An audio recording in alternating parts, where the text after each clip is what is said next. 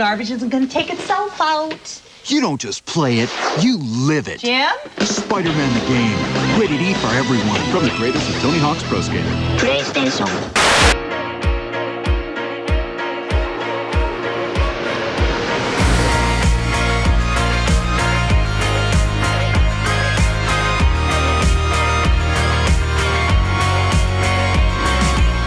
Hello and welcome to this late episode of BrainWatching. I am your host, Nintles, and today we have J Chippers. Hello. We have Cubicle Wings. Hope you don't mind. I got the munchies.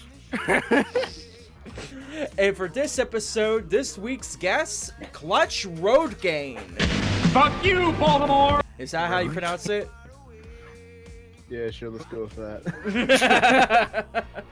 Okay. Clutch Roadagain. So, sorry that we only have 4 members for this episode. Everyone is out celebrating the 21st night of September. Fine. So, they're not forgetting about that, that's for sure. But yeah, They all went to the Area 51 raid. Oh yeah, they did. Oh yeah. Oh yeah, that happened. So by the time you hear this, just know that happened, and it was terrible. Yeah, That happened. I will say it was better than I expected it to. I was expecting, anyways, I'm not gonna continue. go into detail. It was just very wholesome. Yes.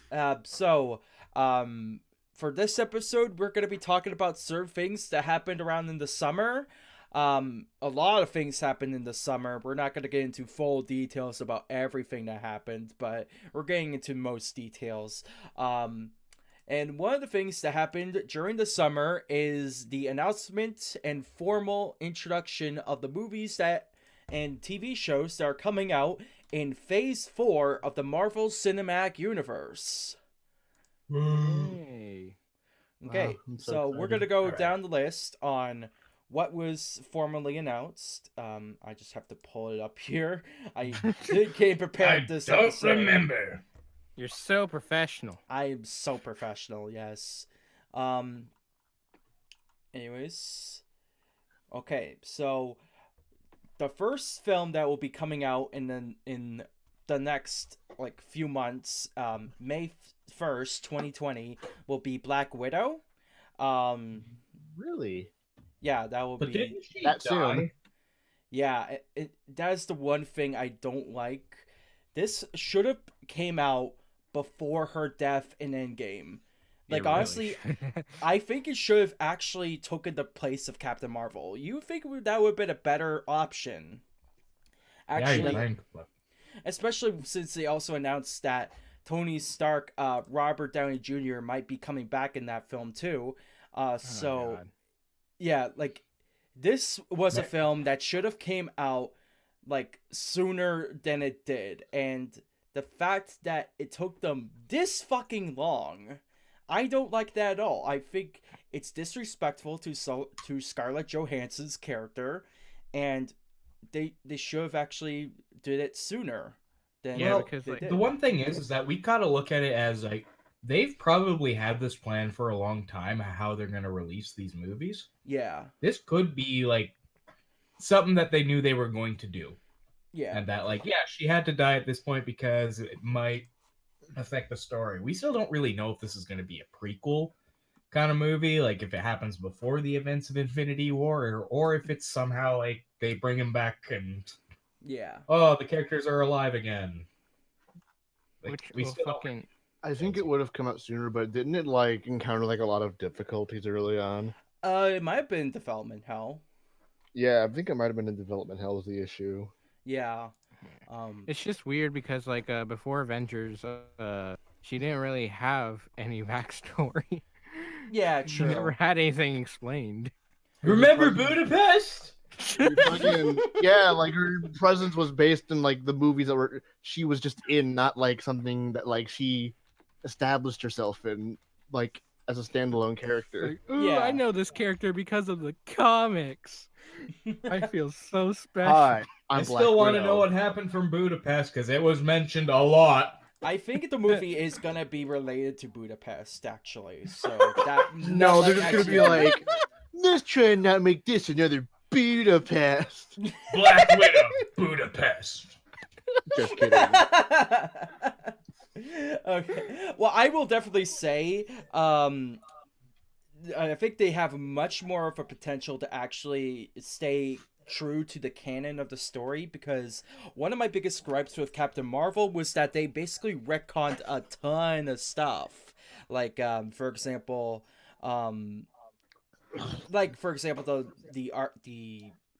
Tesseract, the whatever that blue cube Tesseract? thing. Yeah, the Tesseract. Yeah. Because like I think it was in the first Avengers movie where they said 4 was the reason why all this crazy stuff, like crazy villains, actually started appearing. It's just, I'm not gonna go into full detail because I talk about Captain Marvel a lot, but because it's just they screwed up a lot of stuff, and honestly, I want them to actually bounce back on it, and that's why I fought doing like a brand new character like Captain Marvel, where she's unestablished but apparently was important to the story, like was a bad move, because with Black Widow, you had character development with, she was in like 20 plus or 15 plus movies. She's well established. She could have like did well with her own solo movie. But having like Captain Marvel introduced in the 4th phase could have been much better and been a bigger push, because you want to establish her as the new face of the MCU. That could have been a great way to do it. They kind of really rushed her out without any build up. Exactly, and that's kind of the problem, because they screwed over the entire MCU because of that, and I don't really like that. The next film, however, they will be releasing actually, that. one other note. Yeah. One other note I want to put about Black Widow that I actually just thought would be kind of an interesting way they did it. Yeah. Was like if it was more of like a flashback film, but like the movie opens up with the scene on that planet of her like saying, "Let me go," and then she lets go, and then it's like slow motion. Now we're gonna flash back to her life, and we're gonna learn all her backstory as she's falling. I'm thinking that's and what then they're like gonna as do. it gets closer to the end of the movie, she's like 2 inches off the ground, 2 inches off the ground, hits the ground, credits. Like, Basically, that's what I'm she's thinking. gonna like hit the ground. It's gonna start panning up, and then it's voiceover. Yeah, that's me. You're probably wondering how I got into this situation. Yeah, that's Fucking me. Bob O'Reilly starts playing. Well, it all started in the summer. Summer of '86. Holy fuck, It all started when I killed my first man. It all happened in the summer of '86 in Budapest. Oh, that was a great call. Fucking quoted Squidward. It all started when I was born. Anyways, the next movie that will be coming out after Black Widow will be The Eternals. I not much to say about this movie other than the costumes look fucking terrible. Didn't Really? wasn't that movie originally like announced for Phase 3? I think it was. I think it was No, it supposed was, to be like Immortals yeah. Oh, the Yeah, Immortals. the That's what it Immortals. was. and humans. Yeah. Yeah, that ended up being a crappy TV show, right? A really crappy TV show. Mm-hmm. Can I just say that We don't talk the about that. costume designs We don't of talk the about- MCU, they all look the same. Like almost all the costumes of the MCU, they all have those same like those patterns on their chest and all that stuff on everywhere. And this doesn't really help at all. They look like Power Rangers, but even the Power Rangers movie tried to be different. Well, hey, you want to see bad costume design? Have you ever heard of the show Titans? Oh my god. Yeah. We're gonna bring it all back to there, are we? Yeah. We're gonna go there. We've I mean, brought it to there. be We fair- are there. To be fair, it's Cube's Captain Marvel, so Listen. or more reversal. Yeah, no, Captain like, he's Marvel's also my the same- Titans, so whatever. They all Go have kind of for the it. same texture, and it's like really off-putting. Yeah. Yeah, because like They all look same, like with the beauty of like some heroes like Guardians of the Galaxy, they all look unique. They all have unique character traits and they all look like different heroes. This looks like they're trying to be Power Rangers, but it just doesn't really come Maybe off. that's like... what it actually is supposed to be. My big issue is how are they gonna? Sorry. I know they could. I know they were able to pull it off with Avengers, but like, how are they gonna work with a cast this big, like a main cast this big, and they're establishing movie no less? Yeah. Well, I think the Avengers had the benefit of when the first one came out, it was only like 5 of them or 6. Yeah, but like And you then also they had worked like out, like they worked up at that point to get to Infinity War with like a cast of 30 or 60. When you're starting up with this, well, what do we have here? Like- 9 of them?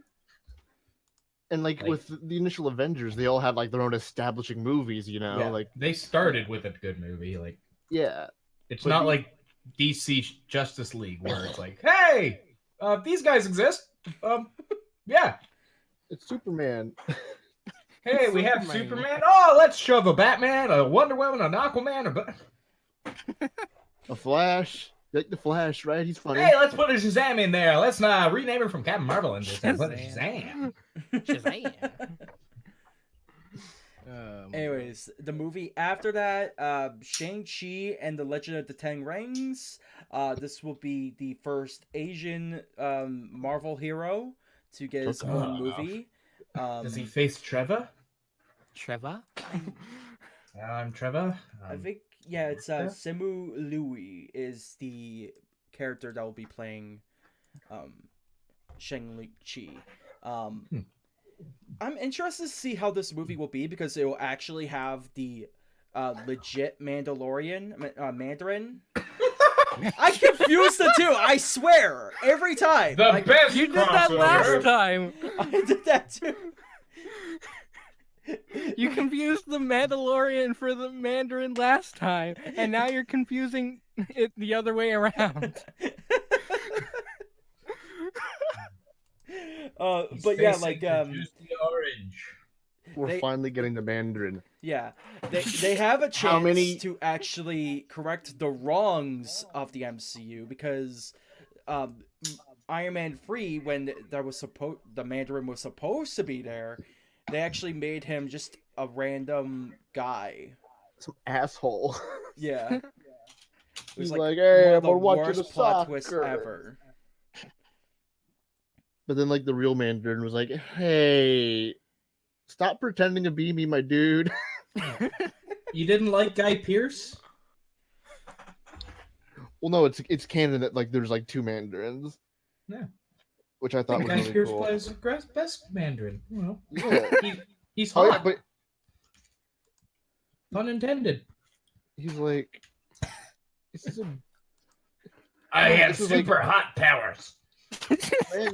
Oh, that guy. He's like hyper forgettable. Yeah. Yeah. Forget. Like took a genuinely, the little most bit. forgettable. A lot of people debate on who the most forgettable MCU villain is. Who the fuck was the villain of like Iron Man 3? That I is a good don't know. point. It was just some random businessman. Some fucking random Chad just shows up, beats up Iron Some Man. Chad. All right. You want a forgettable one? How about the guy from The Incredible Hulk? Oh, God. yeah, that one. Oh wait, The- no, the Abomination is monster. memorable. Okay, Okay, Abomination before is like he became Abomination. okay. We're Two- Hulk and like the Incredible Hulk, like 2 separate movies. Yeah, Like, you- I actually, I think Yeah. I talked about that in the Endgame review where I basically, I consider the Incredible Hulk movie retconned because of the fact that Edward Norton played him in that Yeah. 2008 movie and he didn't reprise his role throughout the entire MCU. Yeah, like Yeah, because that won't ever happen again after that movie. I'm really upset that the Hulk flopped. But like, what can you do with the Hulk in a movie? Like, It was a there's no, like, boring real- movie too. Like it was like 1 hour of seeing Bruce Banner run around and it's like 24 plot. It's like very boring. My father was asleep the entire time he saw that movie, so you could tell. Cube, didn't you say that when we were talking about the MCU last time that the casting director for that like Yes. the casting director for most of the Marvel movies, they were not present for that Yep. specific movie. Yeah. I don't remember what her name was, but yeah, she did the casting for almost every MCU movies, and the only two that she didn't do were the first two, which was Iron Man and the Hulk. Oh wait, no, yeah, it would have been she would have done Iron Man, but yeah, it was definitely the Hulk, and it was one other thing, but yeah, didn't cast Edward Norton. She ended up casting Mark Ruffalo when she got around to it. Yeah. Mark That's a shame too. I really liked Edward Norton, like all things considered. I like Mark Ruffalo a lot better. Hey, Mark Ruffalo! Ah! At the very least, bring Edward Norton back into the MCU somehow, please. Yeah. Marvel. Make him Abomination. No, no. I won't say Abomination's forgettable, but that doesn't mean he's good. Okay, the next movie that will be after that will be Doctor Strange in the Multiverse of Madness. I'm actually excited for that. I'm very excited for that one. And it'll be tied with the one of the first Disney Plus movie series that are related to the MCU, WandaVision, where Scarlet Witch will actually have a presence in the movie. Really? One thing I don't like about that is the name. It just sounds like a Captain Underpants title. It really is. Like looking at it seems like it's gonna be the first horror of the MCU. Yeah.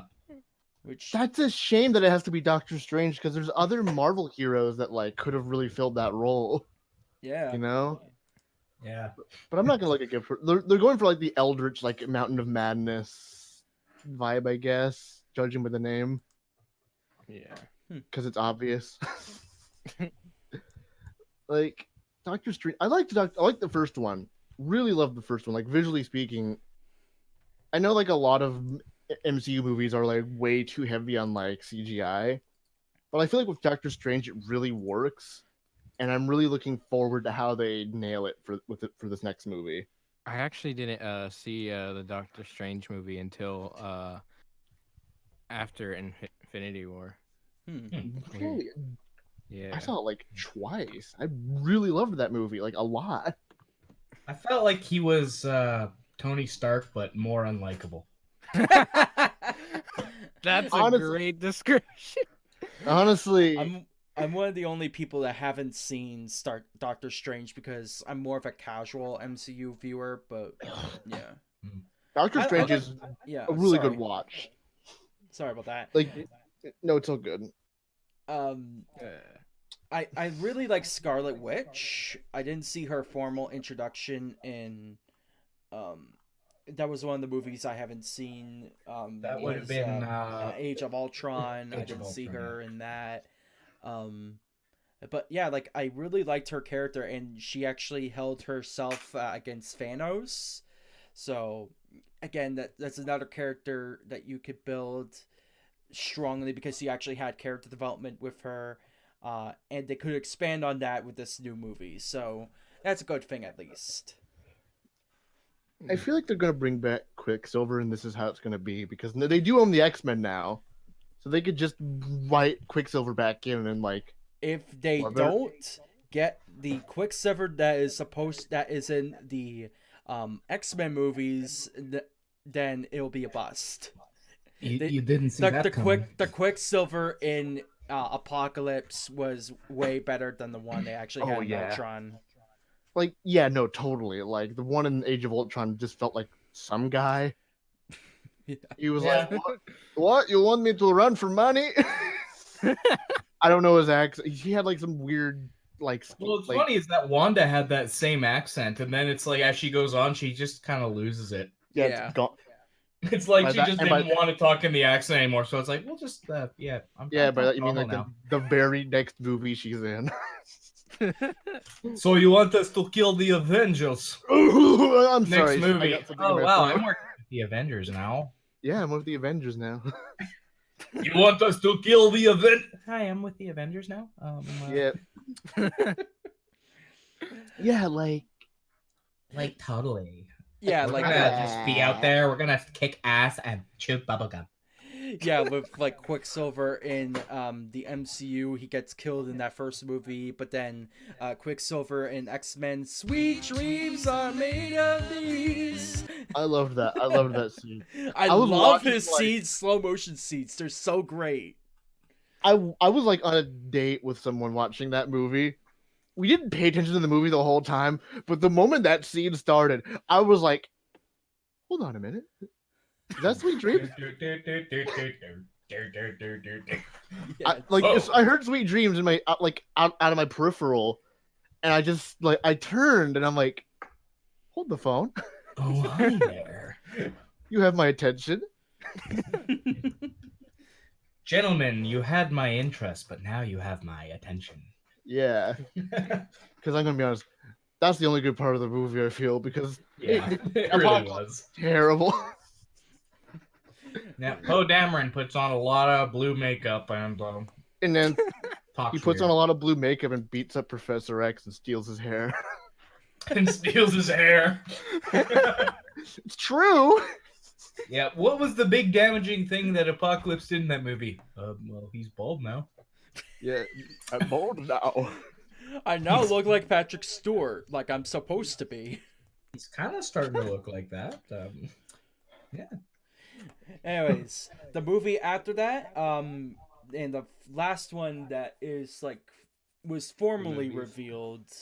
I mean, they announced other movies, but this was one that was that is ready to be released. For Love and Thunder in 2021. This- Oh yeah, I can't wait for Chris Hemsworth to come back and play Thor. Really, another Thor movie. Yeah. And this seems like it will be the last role for Chris Hemsworth. And this will be his. What? Yeah, this will What? be his. I think this will be his swan song because in this movie, Natalie Portman, who played a role that was her wife or something. Oh yeah, yeah. No, it was His girlfriend. Yeah. Yeah. That he's totally over now. yeah. I love how they worked it.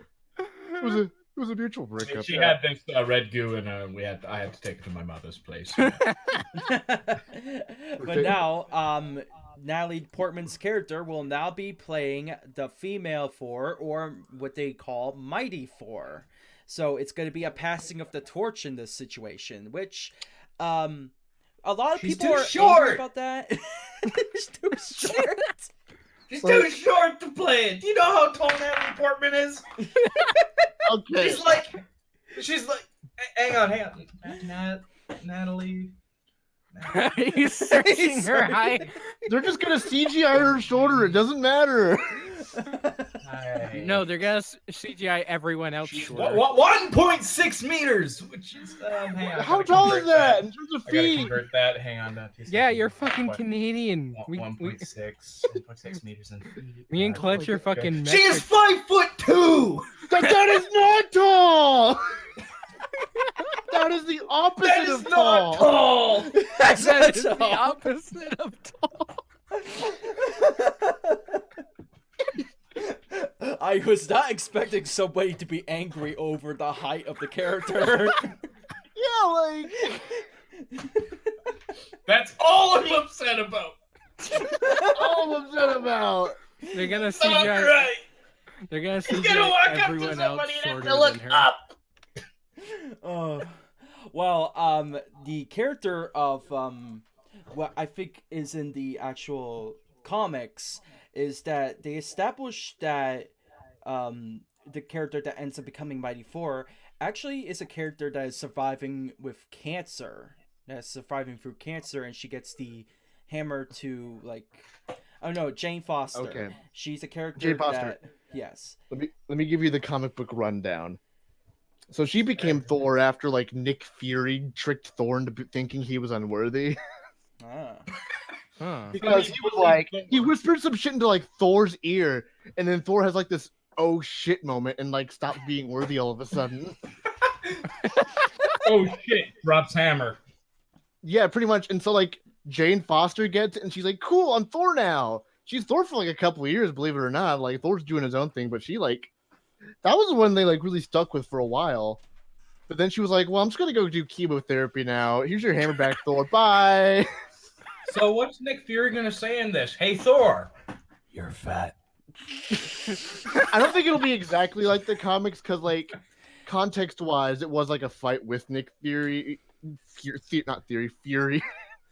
Yeah, I think in terms of context, they're actually going to be developing his character, that actually the changes that actually happened in Endgame, where he becomes the Big Forbowski and moves on with the Guardians. So He's I like, think it's gonna which be I that. want as Guardians of the Galaxy, because Yes. that would be an awesome title. No, he doesn't have Mjolnir anymore. The hammer. Meow meow. What's meow meow? Meow meow, the big hammer from the first two movies. Mjolnir, you fucking Mjolnir. I don't speak Meow meow. Thor. It's not even fucking Thor. It's Nordic. So I don't speak a dead language. well, the plot of the movie is they are Valkyrie is now looking for like replacing. She's now the king of Asgard, and she will now be looking for her queen, and that will end up being Mighty Thor. So yeah, it's more like it's gonna be like they're gonna try to find the like replacement for Thor, but something's probably gonna happen. But So more likely, Valkyrie's looking for Thor and for Thor. Yeah, and then like Thor gets shot in the stomach, and he's like, "Natalie Portman, you have to take my hammer." basically, yeah. More likely, Natalie Portman. I mean Jane Foster. You. yeah, more I'm likely not alone Jane for this Foster. world. Like they said that Thor is still gonna be like a prominent character in the movie, but more likely, the end of the movie, the final act, we will see Portman become Thor, and kick some ass and all that shit. See, that would have been cool if they didn't like reveal that immediately. Yeah, Yeah. I feel Like- like they should have actually like waited on that announcement, and Yeah. it would have been less Yeah. like people would have been less angry about it. I feel. It's like announcing a Shyamalan video, like movie, and like telling them the secret and the twist right before it releases. Just like Mark Ruffalo did for Infinity War. Oh Yeah. god. Yeah, like everybody dies. Yeah, exactly. And then like he realizes what he says. He's like, "Oh No, nobody man, dies. Yeah. oh, I really screwed the pooch." And like the guy next to him was just like, "Yeah, I'll wait and just wait until like whatever so and so has to say." Yep. He's like, he knows right beside. Like, nah, fuck, we're gonna get a talking to. All right, moving on.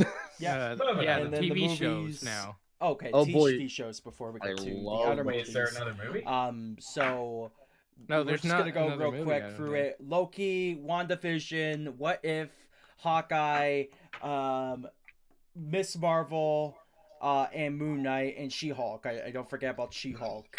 Okay, right away. We Okay. gotta talk about Loki. Okay. Who designed that? Okay, I was about to say that logo is terrible. Yeah. Dude, like the people that like when they released that on Twitter, like so many people replied with better logos than they made. Like Exactly. people Oh. actually just photoshopped their own logos and it looks 20 times better. Oh, and before I forget, Falcon and Winter Soldier. That's the other series I forgot to Don't you mention. mean Captain Okay. America or Captain Falcon? I think, Okay, someone has to say it. Someone has to say Hawkeye got the short end of the stick here. He kind of did, yeah. Short He end of the really arrow. did. Like Black Widow gets a movie, but Hawkeye doesn't. Like what the fuck? Yeah. And not only that, but I honestly think his logo looks 10 times worse than the Loki one. It just looks stupid.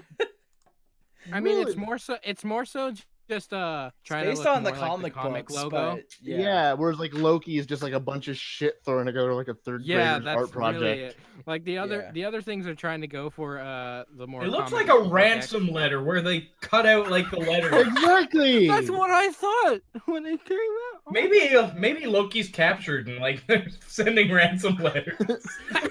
That's what I'm And Thor's thinking. gonna, and it's that the whole show is actually just Thor following the clues with a big magnifying glass. It's basically just Mario is missing, but it's fucking. It's Thor. just taken in the MCU. Loki is missing. He is missing. I don't know who you are, but I've heard I don't know peculiar what set you- of skills and a hammer. And a hammer. I have a particular set of skills. And a hammer. Now, isn't it an axe now though? Oh yeah, that's right. Oh yeah, they like went through the entirety of Infinity War just so that Thor could get that axe. Like he I sacrificed have a himself particular into, set like, of tools. getting like the power of the sun to actually forge that fucking that axe, and it's completely forgotten about in the entirety of Endgame. Yeah, Yeah, like I it thought- did some really cool shit, and then like when Thor actually tries to use it again, Thanos is just like, You Yeah, I should've gone can for the hit this. No problem. should have gone for the head. I went for the head. But like, I'm talking like an Endgame too, where like Thanos just shows up and fucking bogs Thor in the head really hard. Yeah. Like Head bonked. Yeah, but like the TV shows are like. Yeah. I know they're Also, like, and also the what if one is very. I'm Weird. interested in what they'll do with the What If movie. That's an Um, animated one It's, though, Yeah, right? it's not. is it? I think it's Isn't it- animated. The They what if. didn't Yeah, really it's give gonna much be info animated. about it. Oh, it's animated. Yeah, from what I heard, it was animated, and they actually showed the first episode at the event.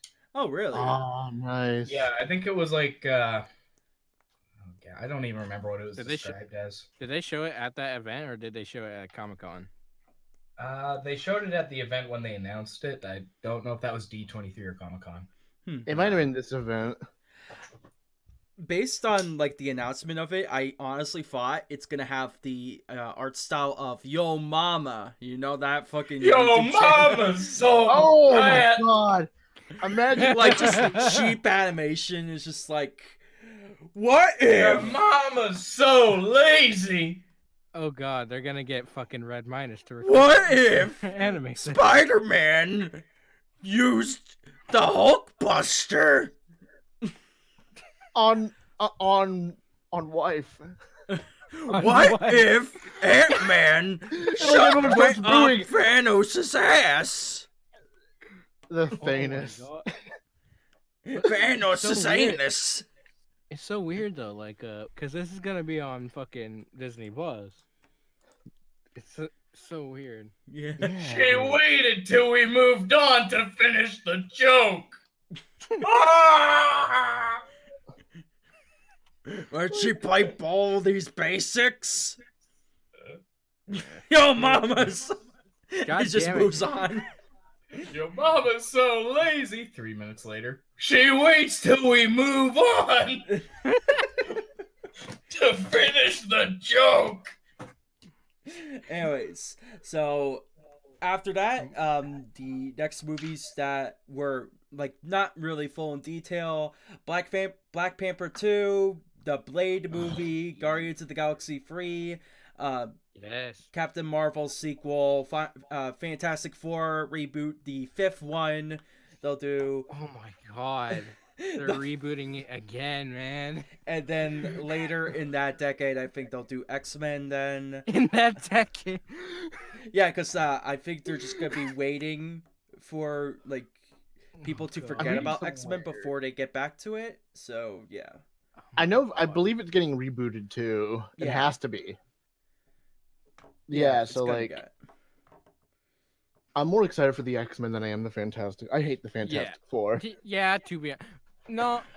Honestly, I liked the first one, but after they kept rebooting it, I'm like, nah, fam. Okay, no, I mean like I really don't like the characters that comprise the Fantastic Four, especially Mr. Fantastic. He's such Yeah. a boring character. His whole fucking character is I'm stretchy, but I'm also really smart. Wife, what's that? Am I right, fellas?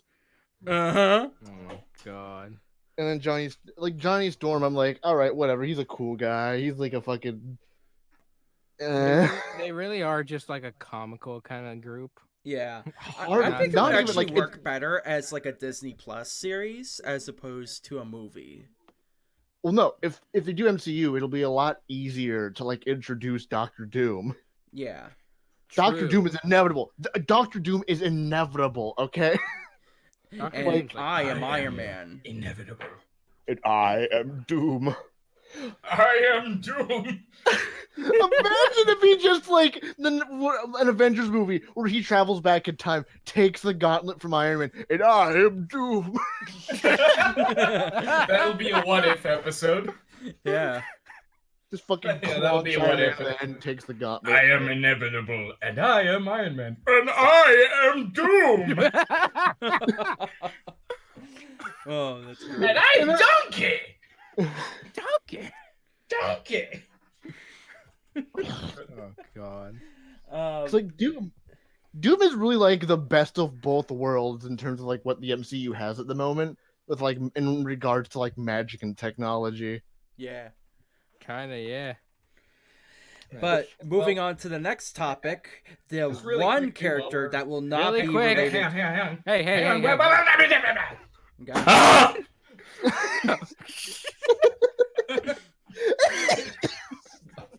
Okay. Just really quick, while we're on the topic of Fantastic Four, there was actually someone saying if anybody's seen the new Spider-Man yet. I was gonna go to Spider-Man. God Okay, damn it! hang on, really quick though. But Finger. in the end credit scene, there's a part where he swings through like where the old Avengers Tower was, Yeah. and it's a new building being constructed. It's like all fancy and such. People are theorizing that could have been the new Baxter building being made. Yeah. So Yeah, you talked about that the last time.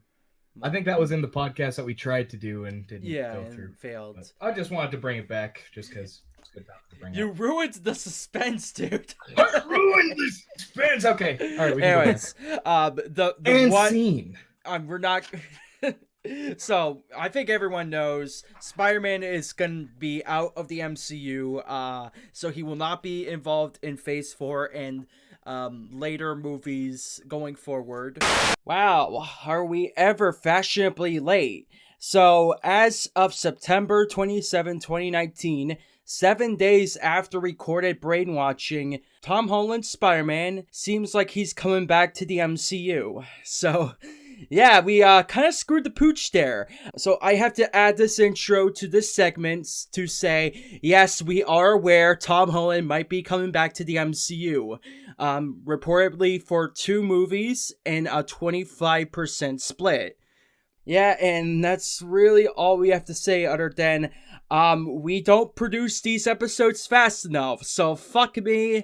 Let's continue on with this episode. But instead, he's going to be related to Sony's brand new Spider-Verse that is tied with Venom.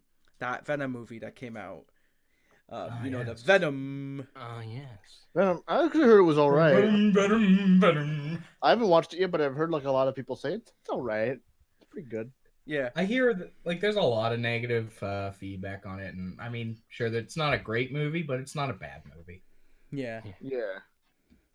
I mean, honestly, like, I feel this is a good decision, partly because, well, if that's depending on if Tom Holland comes back. If they have to replace Spider-Man one more time, then it's going to be a bust. But this is with the assumption that Tom Holland is staying on board, but he's just... People got more... And like, no matter what... Sorry. I'm sorry, but like, no matter how you look at it, we're getting another reboot, and we're getting another dead Uncle Ben. How many times does he have to die? How many times do we have to tell you, old man? Well, I think it's confirmed that Tom People Holland got more is mad at- reprising the role, but I am not sure. It's right up in the air. But if Tom Holland does reprise his role, then it's going to be a good thing because it will expand his story and it will develop his character, because the thing about Tom Holland, the Spider-Man in the MCU, even though I really like Tom Holland's performance, it's very young Spider-Man. He didn't like fully grown up at that point. Yeah, he's a little high school guy. Oh, Yeah. that's right. We're getting Morbius. I forgot. Yeah. Like Yeah, a little off topic because it's still a Spider-Man villain, but like, yeah, that's right. I was like, who the fuck does like Sony own, like outside of Spider-Man? And I was like, oh, Morbius. Oh shit, Morbius. Yeah, they're doing Morbius after. But fucking with like that's the only real thing that I see the problem with it is if they get a different actor, if they totally reboot it. Yeah. But if they don't replace him, then that's fine. But like people got so mad at fucking Sony when they really should be mad at Disney. Yeah, no, like Disney really screwed the pooch there. Like, I don't even know who to be angry at this point. It's like I hear, oh, it's Sony's fault. Ah, it's Marvel's fault. Ah, it's Sony's fault. Ah, No, it's who the fuck is it? Yeah, it's not even fucking Marvel fault. It's like Disney. It's like Disney pulling the fucking like straight up garbage Disney. shit. Like, Here we go. I just started it. it's the mouse. I started it. That's my fault. did. Mouse. We always have to complain about the mouse on this podcast. We Fuck the always mouse. do. Can we just retitle this to I mentioned Kill the that the podcast should just be called the Disney is Bad Show. the Disney Bad Show? Yeah. Disney Bad Show. But yeah, like honestly, like I feel like, because I think the reason why he left the MCU is because Sony is taking a stand saying, no, you're owning way too much. You take a monopoly. You don't own all these things. Even though technically they own Marvel and all that shit. Now they own 20th Century Fox, which does the X-Men. Well, they own a large majority of it. Yeah. And just like, Right. yeah, it's a very complicated situation, but I feel Sony's trying to take a stand against Sony's monopoly. I mean, Disney's monopoly. And it's not like people point to these examples that, Sony's gonna fuck up the MCU. Fucking Into the Spider-Verse was entirely Sony. And it was a great movie. It was a fantastic movie. Yeah. And yeah, we could say that the Mark Webb trilogy, the Amazing Spider-Man movies, those were terrible. We don't talk about this. Yeah, we don't talk about those because of how awful they are. But I do feel like they, especially with the leadership of Parcel. I forgot her name, but she's the leading executive of Columbia Pictures and Sony. Thank you, Chris, for that picture. Yeah, basically, yeah. Wasn't that You took my only source of income. No, I'm gonna starve. That was like Funimation when like wasn't Netflix that Five, Saringo that made that? No, I think he just someone else posted made it. He just it. reposted it. Yeah. Yeah, Okay. like That's basically the whole situation. basically. yeah, like they also they don't own like Universal. I was gonna say because like I really did like look up this chart and it's like Universal actually owns the rights to the Hulk, which is like Yeah, they own the rights to the Yeah. Hulk, but I think because like the fact they haven't made a Hulk movie in ages, that those rights go back to Marvel. And that's why they're Yes, that's doing true. She-Hulk now, because they own the rights. yeah. Yeah. Unfortunately, they also have the Abomination. I wish they didn't. Because we need more of that, man. We need more of that bigger, greener Hulk. Bald Dark too. green. Yeah, He's edgy. like sometimes I will give Sony shit, especially with Ghostbusters 2016. That movie was terrible, but you could tell that they are trying to fix their stuff that they screwed up on. Like, for example, the Emoji Movie, that was a mess up, but then they followed that up with Into the Spider-Verse, and that was a great decision. And they're also trying to fix the mistake they did with Ghostbusters and giving us an actual Ghostbusters 3 now, or technically Ghostbusters 4, but retconning the story that they really screwed up on.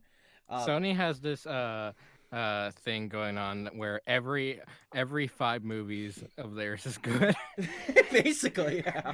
Because all the other movies in between are terrible. And sometimes they still screw up, like Men in Black International, that was terrible. Like I said, 5 movies. But I feel like every movie that is related to Amy Pascal, who I think is the leader of Sony Pictures, she's the chairperson of the Motion Pictures Entertainment of Sony Pictures. She has a form of power. Yeah, she has a form of power. She's but up there. she knows what she's doing. She like is willing to create good movies. She's willing to correct the mistakes that they made, and I have confidence still that she'll create good movies under Marvel or Sony, whatever. Yeah. Fuck it, whatever. Just keep her away from Ghostbusters. It'll be okay. But back onto the actual fucking talk. Any other thoughts? What were we talking about again? Spider-Man? I feel right, yeah, okay. Spider-Man. We went from Spider-Man to Ghostbusters, and I don't really know. Well, I'm using that example because they own both Spider-Man and Ghostbusters. Sony. They own. Sony's weird. Like yeah, they are. Like Sony America is way different than fucking Sony Japan. Yeah, they are. It's just like it's a lot like Nintendo, and Nintendo of America is way different than fucking Nintendo Japan. Yeah. But in my honest opinion, it's more of a wait and see situation. It's a wait and see to see if Tom Holland comes back, or they reboot it once again and redo everything all over again and make a clusterfuck of reboots and all that shit. Retcons, like it's complicated to say the least, but I have confidence they will respect the continuity. And even if they won't mention like stuff like Tony Stark dying because the fact that it is a very important aspect of Tony died. Tony died. Yeah. I don't see the reason for them mentioning it again, though. I mean, they can, but just like they cannot show them. They did it in Far From Home, though. Like, yeah, like I think they can. It's just they have to pay the licensing, and they cannot actually have Robert Downey Jr. appear or something like that, or the other MCU characters. But I think Iron they Man are is the new Uncle Ben. Yeah, I think they are able to work around that. And especially with the new characters they established in Far From Home, like, for example, James Jonah Jameson coming back as an InfoWars host. Yes! That was the best part. I fucking love that. He was born for that role. He was. I flipped in the theater when he came up. Like, I was fucking... Like, oh, he's back! Yes! Yeah! I love Jonah Jameson. I had to come back the next day to actually listen to what he was saying because I was freaking out. It would actually be really funny, though, if they actually maybe do a Spider-Man 4 with Tobey Maguire instead, but still have J. Jonah Jameson as the Alex Jones type. So basically, his obsession with Tobey Maguire's Spider-Man actually ended up making him a conspiracy theorist. I would actually love if they did a Spider-Verse thing with Tobey, Andrew Garfield, and Tom Holland. I want them to do that. That would be amazing. That would be amazing. Yeah. Like, Yeah. and then Sony can go like, yeah, you know what? We've been planning this since 2001. It's been, yeah, it was all part of our plan. But anyways, final thoughts. I have faith in Sony for once. Yeah. Everyone Sticky go blame. situation. Everyone go blame Disney. Anyways, so the next topic, this is a recommendation from J-Chip. Let's talk about some of the brand new streaming platforms that are coming out that are trying to compete against Netflix and Disney Hulu. Plus, Hulu. More specifically, HBO Max and Peacock. yeah. HBO was Fuck's a already Peacock? basically a fucking streaming service, though, wasn't it? Yes, Yeah, but this will include like everything. But this one that, has Max in the title. yeah, and this will include Rooster Teeth, Crunchyroll. So basically, all they're those including stuff. a lot of shit. Yeah, So so wait. basically, it will be They're- merging everything together. They're making like a Verve type of thing. Like, Hey, I'll Yeah. go back just because I'm not actually sure about this too. You said that the HBO will be like including the Rooster Teeth stuff. Yeah. So does that mean that Rooster Teeth is getting rid of like their first stuff and like moving it all to HBO? More like it's like Verve is actually going to be merged into HBO Max. That's more than likely what it's going to be. So that It's could more- also it's mean more so- Crunchyroll will die too. and yeah, it'll be it's merged so with it. like the basis of HBO Max is focusing on Warner Media properties. Yeah. So, Oh, okay. Yeah. Okay. I So- see. if you didn't know, fucking Warner owns Rooster Teeth. Yeah. They own a shit ton of shit. And they Okay, no, own like, Warner they're- Brothers, CNN, Turner Classic Media. Yeah. They Okay. also own Bleacher Report. So yeah, they Scuba own a Duper. lot of shit. So it's gonna be a mega service. That might be the one that might be the one to rule them all out. Like, Yeah, I've been seeing like actually a lot of positivity about this, like that they're actually the ones that look like they could be potential competitors to Disney. Netflix. yeah, Like I just they're love offering a hearing- lot more than Disney Plus at this point. Yeah, and not only that, this is getting into wrestling. They also own the rights to AEW with they're airing on TNT. So now we can add AEW to the list. They So, own a bunch wrestling. of TNT shit. But fuck, basically HBO Max is just another form of Verve when you really think about it. Basically, yeah. Like it's basically like if Verve, because Verve is like a whole streaming service. Anyways, what about Peacock? Like Peacock's Oh yeah, the very NBC. sexually subjective title for an app. oh my god. Yeah, like why'd they come up with that out of everything? Because it's the NBC logo, because it's a peacock. That's why. So I don't know why they they could have called it gone with Peacock. like literally NBC Max. Yeah. They Just called steal it- the Max. oh, NBC Pro. yeah, no, like Peacock Peacock kind of got ruined by Katy Perry. Not gonna lie. Oof. I'm not gonna Oof. lie. I want to see your Peacock cock. You know, but Yeah, it's a fucking weird name, but like, what all are they offering though? Like, They are for real. offering they're offering a ton of reboots actually. Battlestar Galactica reboot, Saved by the Bell reboot, Real Housewives reboot, Punky Brewster reboot. Oh, So a bunch of reboots. remember Saved by the Bell reboot? yeah. How about a Firefly? Is that on there? Nope. Fuck! It'll probably.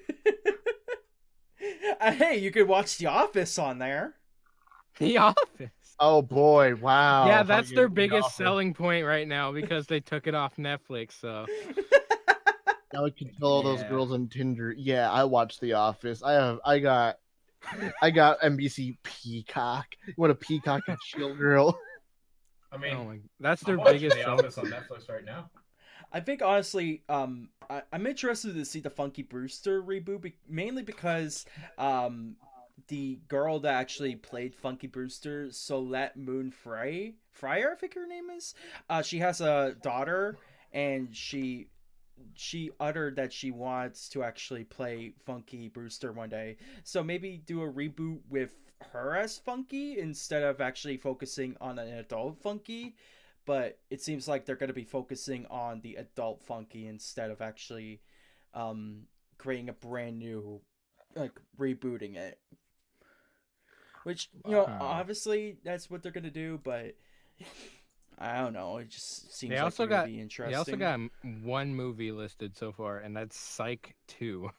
Psych 2? Yeah, like, What what type the of fuck? movie is that? I don't know, Wait, but that's like a their sequel? only movie listed so far. Is that Sharknado? No, is that like Psych, like the show? Is that Yeah. the guy who I made don't fucking know. Sharknado? It was moved from USA Network, so I'm assuming it is Psych. They're doing the Psych movie. Shit, I didn't know they were actually gonna. Wait, don't they own My Name is Earl too? Psych, that TV show.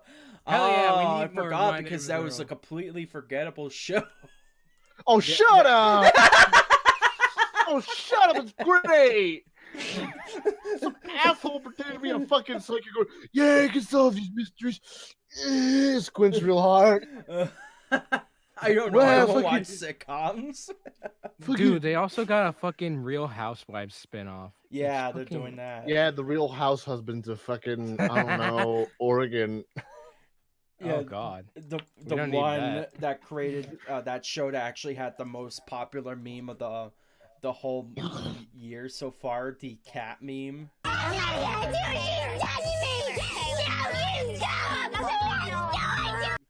Oh god. Okay, no. You know what we need? A reboot of fucking Amish Mafia. God damn. Amish Mafia. Yeah, where like the mafia got like the Amish to do crimes for them, and they were the Amish Mafia. Like they paid them to do crimes and sell drugs in the Amish communities. I think is how it works.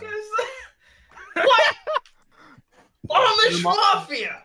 The mob was like, "Hey, bada bing, we're gonna give you this crack, and you're gonna sell it to the Amish." And the Amish was like, "Well, don't mind if I I was do." gonna say something Hey, really no, stupid. oh. I was gonna say, is TLC owned by Universal NBC? But no, they're owned by Discovery, so they dodged a bullet there. Unless Discovery makes their own service. Okay, let me actually check how Amish Mafia. I just works. remembered, you know that fucking Cats movie that's coming out of the fucking musical? Yeah, that's Universal. That I wish yeah, it- that's fucking Universal. I wish I didn't. Oh god. So bad. And they It were the was same so people bad. same director that was responsible for Les Miserables. They actually got the role to gave looks so Javert bad. to Russell Crowe. Oh yeah, I guess we can fucking talk about that real quick. Fucking Cats. Jesus Christ, it's awful. It looks so bad. I knew it was gonna look bad too. I honestly It thought. looks worse than Sonic at this point. Kidding me? I'm excited for Cats. Okay, It real looks quick, like it'll be a masterpiece. real quick. Okay, real quick. Back to the topic of Amish Mafia. Real quick. The authenticity of this series has been fucking. No shit has been questioned. It's the Amish Mafia. What? I just wanted to bring that up. Like, of course it's gonna. Do you really think this is real? I can't. It was like Oh a show on my Discovery, God. but yeah, no, like, no shit, it's fake. Oh my god. It's got 4 seasons! I want to see the series finale of that, where the cops have is a their guns thing! pulled out, and like he walks out, the Amish Mafia boss walks out with his fucking pitchfork. Oh my god, it is Discovery Channel. Oh my god. That is some fucking TLC shit.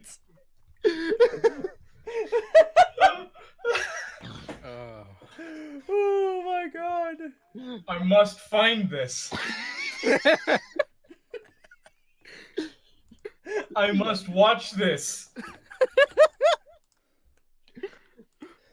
Oh my god. Yeah, I'm sorry, I'm so stuck on that. People have questioned the authenticity. Wow, really? Are you saying an Amish Mafia is like highly unlikely to exist within the community?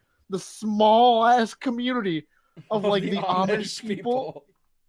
What would an Amish Mafia even do? Yeah, baby, They'll be friends they'll be friending to like move your toaster and put it in the ocean. Toaster? Cut your power. That's beyond their technology. Yeah, no, like they don't fuck with technology. What would they do? Fucking carriage drive-bys were throwing fucking like pitchforks and shit. Carriage drive-bys. There's even a Christmas special.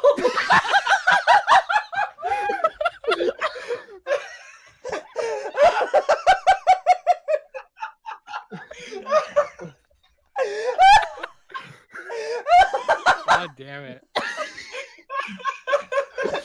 A very Amish Mafia Christmas. Amish Christmas. I like how people also get that.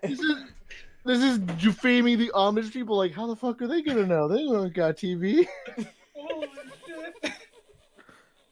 Oh my god. Okay. Okay. I want a Discovery Channel streaming service just so I could watch that show. God damn it, get on that Discovery. I will Amish pay Mafia for a reboot. separate streaming service just to watch this. My Little Pony and Amish Mafia. Let's fucking God. get this kick started, okay? Let's get this started. Seasons of that. Anyway. Okay, we gotta move on, or else I'll be Yep. stuck in this forever. Okay. I gotta scroll up and get my eyes away from Amish Mafia. You gotta erase it from your mind, man. Okay, what's next? What's next? All right, so let's just do a review so we could get a little break afterwards. So, My brother, I might have to get medieval on your hiney. John, you saw the Lion King movie, is that correct? Oh boy. Sure. Yes. How was it? Changed. How does it feel that you contributed to having it be the highest growing animated movie of all time? No joke, by the way. It's the highest growing animated movie. Look, my $20 did not make any contribution. But like, if we're gonna be real, they actually ended up changing a lot of things. Not just the obvious visuals, but they changed like some lines to more fit the actors. It was kind of interesting. Like, I'm not joking right now. Like, they actually did fairly well in that aspect. That they tried to be more comedy based, which it is a comedy thing. But like, they couldn't do a lot of scenes because that kind of cartoon style they can't really replicate. Yeah. So they ended up really not remaking, but like reforming pretty much a bunch of scenes. Yeah, like one particular like that one that Mr. Pig part where Pumbaa runs in. Oh God!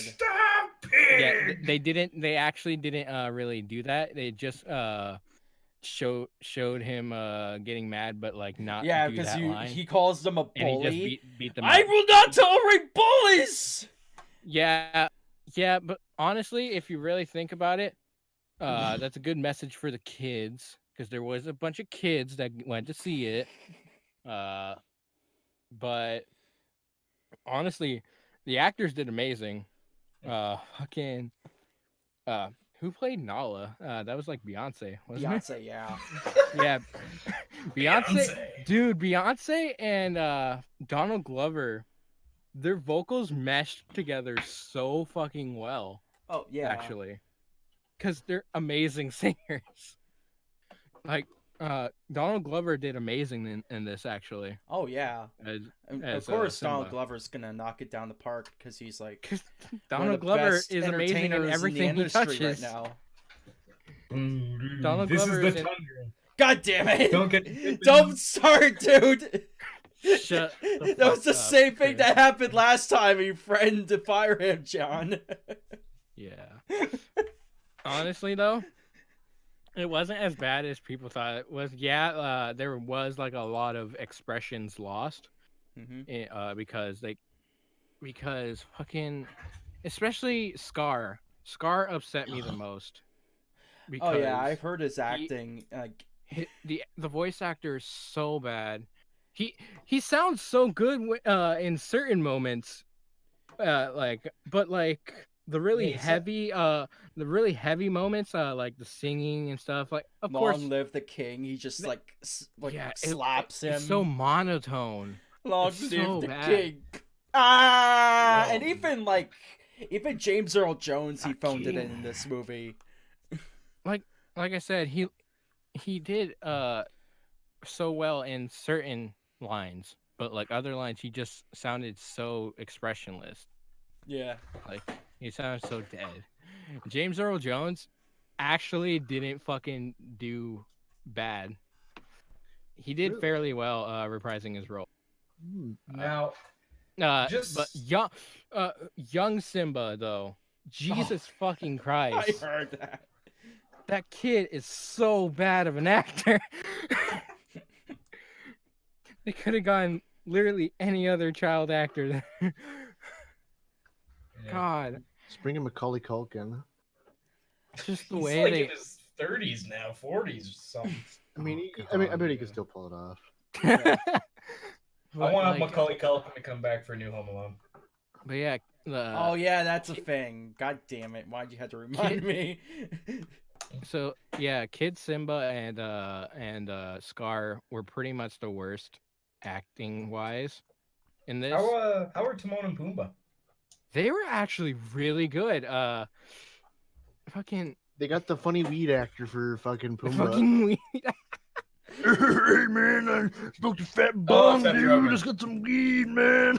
Yeah, Seth Rogen, the Canadian. Yes, dude, he actually did really fucking well as Pumbaa.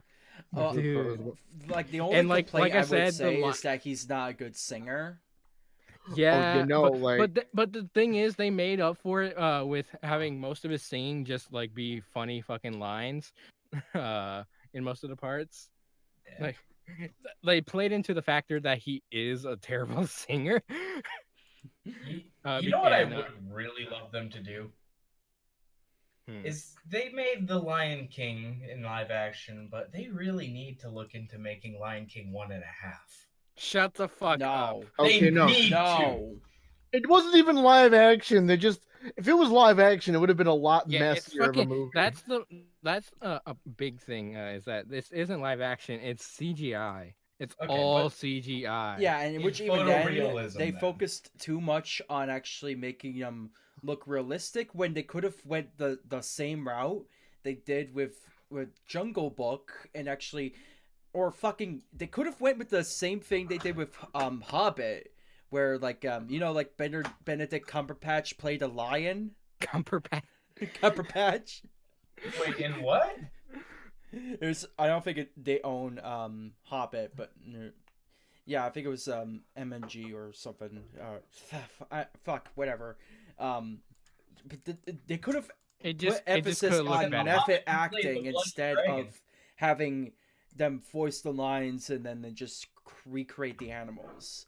Like there could have been personality put into their roles. There was no Yeah. personality. There was no anime in Yeah. this. They focused Okay. too much on making it realistic when they could have made it. Yeah, everything about this, like everything looked pretty good. Just Yeah. all of the talking looked awkward. It was like Uncanny Valley. Yeah, like Yeah. all of the lines coming out of the animals' mouths looked really awkward. You only throw Because your of the style. curveball. Let me throw your curveball. They shouldn't Everything- have done Lion King in the first place, it should have been Hercules. Yeah. Oh yeah. But anyways, my review for this movie, it's not as bad as people put it out to be, but like it doesn't deserve as much popularity as it did in the box office. But like, it's not a bad movie overall. It's just it has a lot of bad factors, like the expressions and like some lines. The lines they added were good. I'm not gonna lie. And like I said, Donald Glover, amazing. That's my review. That's my review for that. Yeah. I'm still a firm believer they need to make Lion King 1.5. Shut the fuck up. You need to do like no more Lion King movies. No more live action Disney movies. Create new shit, Disney. And we need 1.5 still. And to a certain extent, Disney's starting to create some new stuff. Like they have that Soul movie. They recently announced that Chinese dragon movie. I forgot what it was called. I think it was Kyla or something. That looks actually interesting. I'm interested in that. But yeah, like they need to focus on creating new movies instead of rehashing the past. And that's Disney's biggest problem right now. They do make original shit, but like very like it's every so often. Mm-hmm. It's not sometimes as like as they will even screw up that when they like focus on nostalgia. For example, Star Wars, they fucked up on that. But like original shit like Coco, Moana, and soon to be fucking Frozen 2. They all look good. Coco's an amazing movie, by the way. If Coco none was of great. you have fucking seen it, I love fucking Coco. great. I rewatched it the other day, and it's so good. But that might be biased because that's literally my culture. But anyways, yeah. But anyways, we're gonna take a break for a little bit, and after that, we will be talking about more stuff, including the Nintendo Direct and also another review of It Chapter 2. So stay tuned.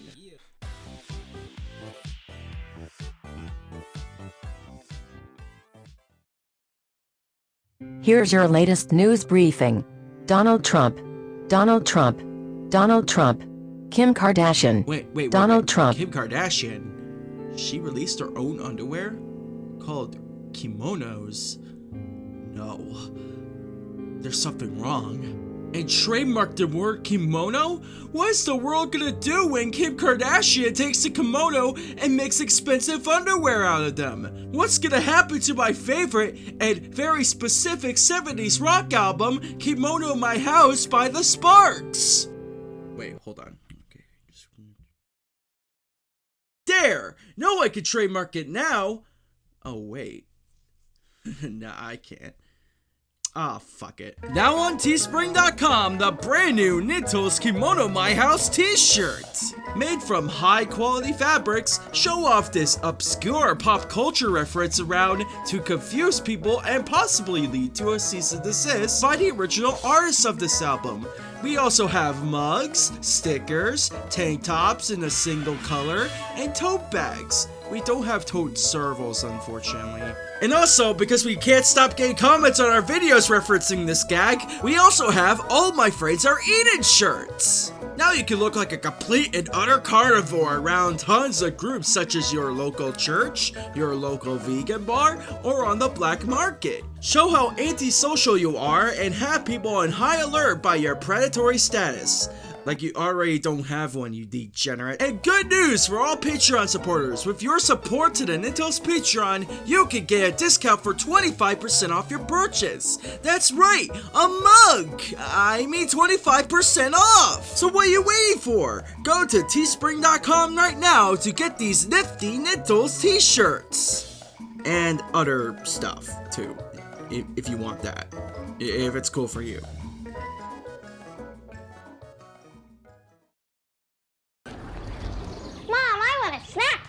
Well, I've got your favorite. You know I can't resist Jell-O. That's because nobody can resist Jell-O. Ah!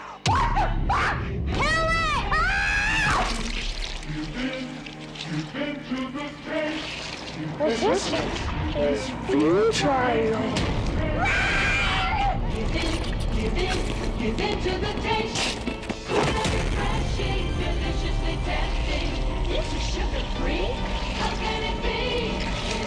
Give in to the taste, Nance. Give in to the taste.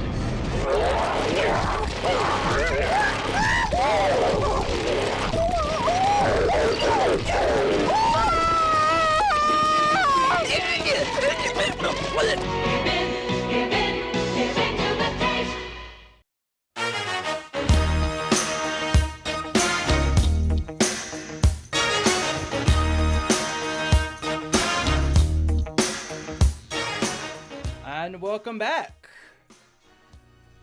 Hi. Say shit. No. Speak. I'm putting gunpoint here. No, I don't could have make- gone to Canada in that time that we were gone. Talking is scary. No. Don't look at me. I'm not okay. Don't look at me. Don't look at me! I'm not a monster. I'm a man. I'm not a man, I'm a horse! I am You're a horse beautiful, no matter what they say. All right, now it's time for that. All right. Okay. Anyways. All right. Back to our Elephant Man Admiration podcast. Yes. So we're here to talk about more topics, and the next topic we're going to be talking about Loot Crate's going down. I declare bankruptcy! They're going bankrupt. This podcast was brought to you by Loot Crate. We can't do that anymore. So yeah, like Loot Crate is running out of but money. what about Loot and... Anime? Oh no. We gotta make our money somehow. Shit. Damn it. We'll just start running Loot Crate service. No, I hear I Loot think Crate's up for The grabs. BridgeBrains crate service is now in action. I hear Loot Crate's up for grabs now. no. What's the word on Loot Crate? Now this news came out in August, so they might be okay now, but they did file for bankruptcy, and I feel They filed for it. Filed for bankruptcy, yeah.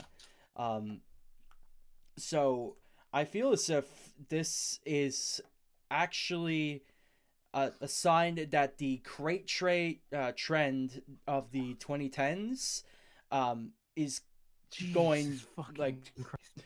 is going the way of the Dude, dinosaurs. Dude, I just looked at how much they owed.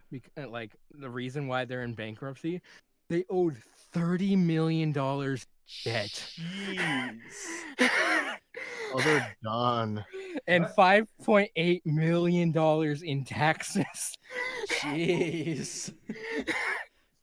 Jesus fucking Christ. Wall Street Journal's saying that they got a creditor bid for more than $30 million, though. God, that's so bad though. Yeah, Oh that's my not God. good. Yeah. It's so bad, man. Like the crate's done. They're But a like big scam, but like yeah, so like let's go into the thing on why we're talking about it. Me and Nintos have a history with Loot Crate. Yeah, me too. Nintos, how long did you have Loot Crate? I just only had one, and it was when they were doing a promotion with Power Rangers, Overwatch, and some other shit I don't remember. Probably DC. I had 24 boxes. oh, Yeah. No, more like 26. oh, that's I had Loot Crate for 2 years. But honestly, the whole thing with Loot Crate, in my experience, is that I did get some good shit out of it. Yeah. But I also got a lot of useless shit that I don't fucking care about. Mm-hmm. What would you say the most useless thing you've gotten out of Loot Crate is? Oh my god. Pop finals. I'm not even Actually, joking. I still have those. I have like a good one of fucking I think it's the Hulk actually. And, They're a good pop Captain vinyl. America. Yeah, Okay. there's some good No, ones. this is just from a personal experience. I got a very rare pop vinyl of Willmaker in her white variant. I tried selling it because I don't really like how pop vinyls look. I tried selling it at my local parlor, and they basically said it's worthless. I'm not joking. It's worthless. Like, Did you it at least- mostly goes up for like $3 on eBay or something. If a parlor shop rejects a pop vinyl, which they have like tons and tons and tons of, like every store you'll go to has pop vinyls.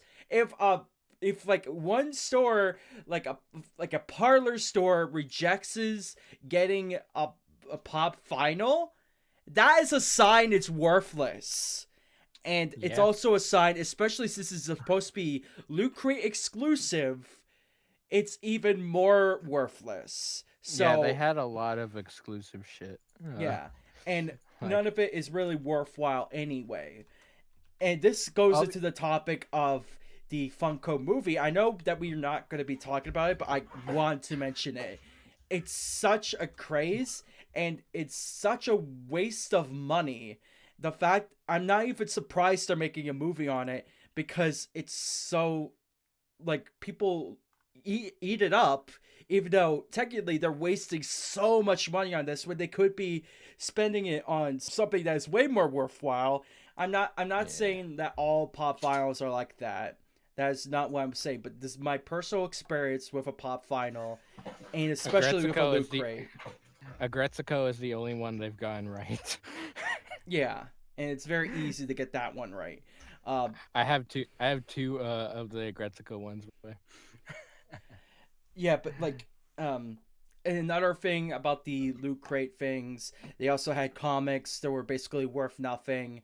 The T-shirt, it was a Voltron T-shirt. It basically I still is have very, very cheap material. Rips apart really easily. Bad T-shirt. I mean, I got a lot of good shirts out of Loot Crate. Not gonna lie though, some shirts were really lackluster compared to the others, but like a lot of the shirts I got were decent. To be and the honest. Power Ranger thing that I bought the Loot Crate for, outside of the box looking like the command center from the Zordon's command center, the only thing was a mystery figure. Yikes. Oh God, And it's even worse than the pop finals. It's just, yeah, those are pretty good. Pretty not good. yeah. So, you could tell why I don't really like, I didn't really like my experience with it. $40 for just that Loot Crate. You just imagine paying more for all those things, all that useless shit. Like, it's worthless in my opinion. Yeah. The thing is though, with Loot Crate, yeah, go ahead. They ended up starting that whole subscription box Craze, thing. Because Disney's doing it now. Crunchyroll does it. And I would have bet they would have had good things like back in the day when they first started out. It's just the market is so oversaturated. It's going to be shit whenever you like get into it now. I've heard Loot Anime is a lot better than the Loot Crate. I never had Loot Anime. Yeah. But like from what I've seen, they have a lot better shit than I imagine they do, because they actually have like actual statues, like the Japanese they get like statues. Yeah, they get like a lot better items, like the little statues. They get figurines too sometimes. And they had good shirts. They had good pins. What else? They had manga. They straight up had manga. For a lot of series. Good manga? Yeah. Yeah. Really? Shit. They also like gave like manga for like underground shit, like series that don't get a lot of love, and I honestly appreciate that. Yeah, because Lord knows Dragon Ball Z doesn't get enough like Oh publicity. God. But yeah, if anyone had Loot Anime, fucking tell me how good it was. But like, honestly, that whole craze is dying. Yeah. Honestly, Yeah, about time, honestly. people are realizing it's not really worth the price. I feel like the Loot Crate fad is gonna be the Tamagotchis of the 2010s or something. Not even. People are just gonna. Because Tamagotchi wasn't a giant scam. It was something you could come back to and go, "Oh, this is fun." But like, whereas with loot crates, loot box, it was like, I remember like getting scammed out of $100 by loot crate. It'll be like the anti-Tamagotchi, in my opinion. We're like 20 years from now, kids will realize how much of a fucking load of shit they were.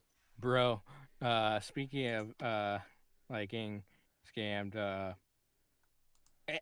I actually got the reverse almost, because for 3 or 4 months I got loot crate boxes, but my mom canceled. Like, because at the time my mom bought me the service, and we canceled like 4 or 5 months ago, and we were still getting boxes for free. Like for free. Like they weren't charging her card anymore. That's wild. So like they were giving like me free boxes until we just emailed like, yo, we can't have these showing up at our house anymore. Because dude, like I said, I had so many fucking useless ass boxes just sitting in my I just imagine that. Oh my, I had 26 boxes just sitting in my fucking I ended up selling a lot, like my garage sale to my friends. Yeah. I actually still have a bunch of the pop vinyls and statues. That's really what I kept, is those and the t-shirts. But yeah, a lot of useless shit, and I'm kind of glad that they're dying. But $30 million, really? Jeez. Oh. You're really in that much debt? Jesus fucking Christ. That's so much money that they owe. Yeah. It's crazy. Anyways. Next topic. We talked about this in the what was supposed to be episode 8, but it didn't record. But I want to talk about it anyway because I think this is really something I'm really happy about, and I'm glad it's happening. Hideki Anno, even despite taking a long time to get Evangelion 3.0 plus 1.0 out, he already announced his next movie after that, and it's going to be an Ultraman reboot, Shin Ultraman. So he's gonna do the same thing that he did with Godzilla, and he's going to basically create a much more fucked up version of Ultraman. And I am fucking stoked for that. Let me tell ya. Nice. Yeah. Anyone has any thoughts about that? Yes. What's Okay. Ultraman? Ultraman. Right. I remember Ultraman, yeah. Yeah, that show. Or movie. Like, I know the design. I know it's like he's a big dude who fights big monsters, and that's about it. Yeah. I think that's all I really need to know. He's a man. And he's Ultra. Ultra. You're not far off. Ultra Lord. Ultra Ultraman. Yeah, that's Ultraman right there. Yeah. Ultraman. Ultraman. But I am excited for this because of the fact that that not only did he do Evangelion, but he also tackled Godzilla and is now tackling Ultraman. Could this mean, I am hoping this will actually happen, that they make this sort of tokusatsu universe where maybe eventually Evangelion is brought to live action and they actually cross over with Godzilla and Ultraman so they coexist? No, Fucking I don't want to. I want that to happen. I don't want to. I don't want to make that the MCU of Japan. God damn it! I don't want to see a live action Evangelion. That would be terrible. There's been some. I'm not gonna lie though. There's been some really good like fan films like in the live action style. Yeah. Like there's been some really good fan live action Evangelion, but that's only for like 10 minutes. Yeah. So it's not an actual movie, but like. Yeah. I don't see live action Ava happening for a long time. It doesn't really even and need if it to does, happen. I don't know if they can do it right. Like they might change a lot. Well, that's with the assumption that it might be American, but if it's Japanese, then fucking go for it. Honestly. Actually, out of topic, do you know that they're actually making an Attack on Titan live action in America? Yeah. Yeah. Yeah. I'm interested to see how that goes.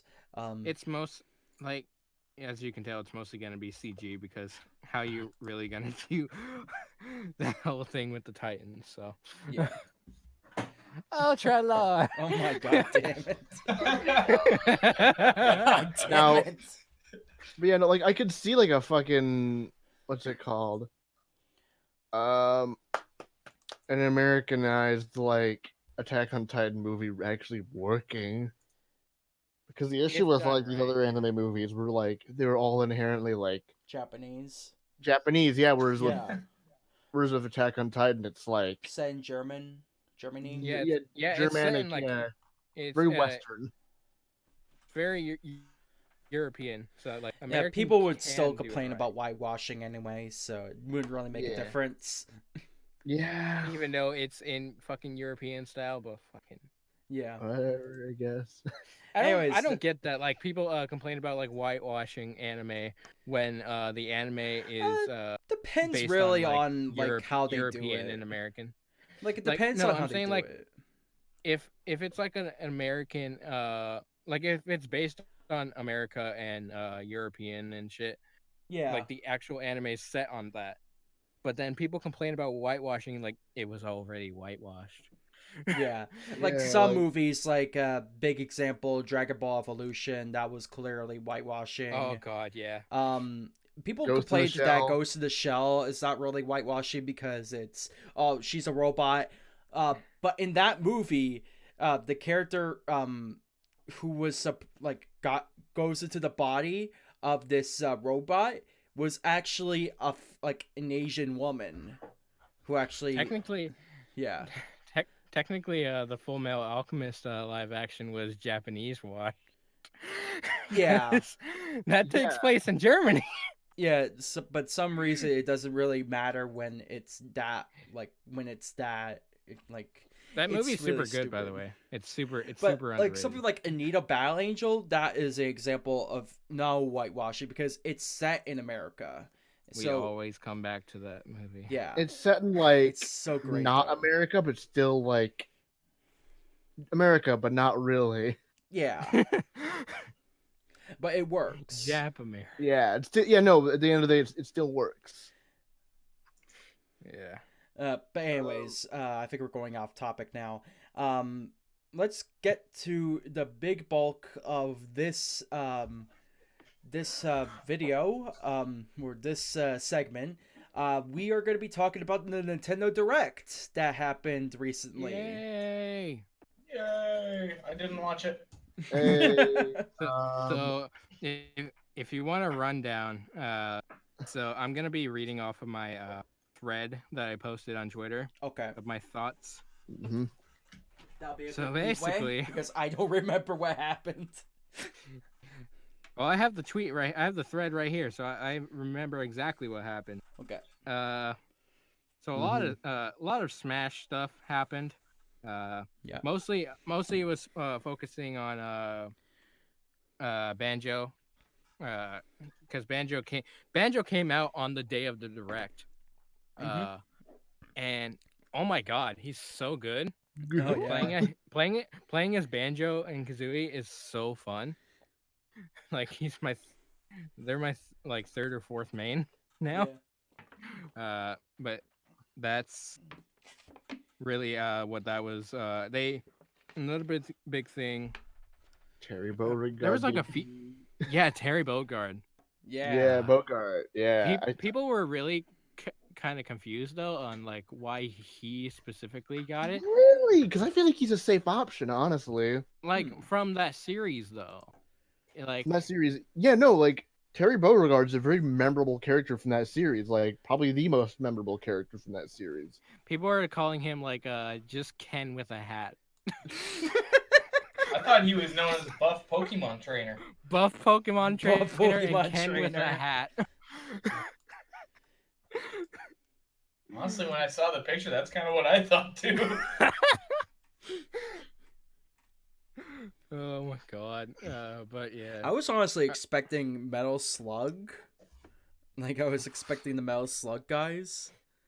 Metal Slug, I don't. Because, like, you have to take into consideration the 4chan rumors where they were saying, oh, it's going to be a female. They're going to have a mech. So, the safe bet, if it was SNK, it was going to be something related to Metal Slug or, like, King of Fighters. It's Diva! Yeah, I was thinking it was going to be Diva. Speaking of which, Overwatch came out. It was announced for Switch. Too little, too late. Done with the Smash stuff. That's what I think. Too little, too late. Yeah, it's way too late. The game came out in 2016. Overwatch is coming out. Finally! Jesus, I've been waiting for that game. Anyways, you want to mention the well, I'm costumes? still on the topic of Smash. Because after Terry Bogard, they said that there's one, because there is one more Fighter Pass character, but because people were worrying about like who it could be, they confirmed that DLC characters are coming, like DLC is coming for Smash after the 5 characters come out. Yeah, another pack. Yeah, they're basically doing what they did with Smash 4. Yeah, which is honestly a smart move, because it's a smart move when you think about it. For like more characters that Nintendo wants to make, that fans want. Honestly, though, it's really running down Sakurai. Sakurai needs a nap. But yeah, that was a really exciting thing. And then the Mii fighters. The biggest thing with the Mii fighters, first was Team Rocket.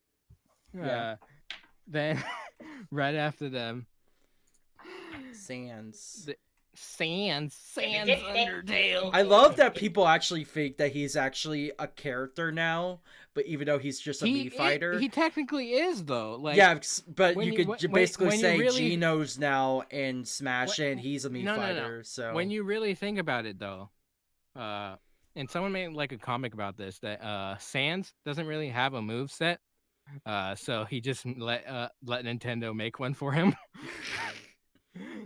Because Sans you is could lazy. say the same thing about Geno though, or Rex and Xenoblade Sans 2. is lazy though, but also like that costume. So look at the mask. It's not like the other Mii costume. It's not like the other Mii costume mask.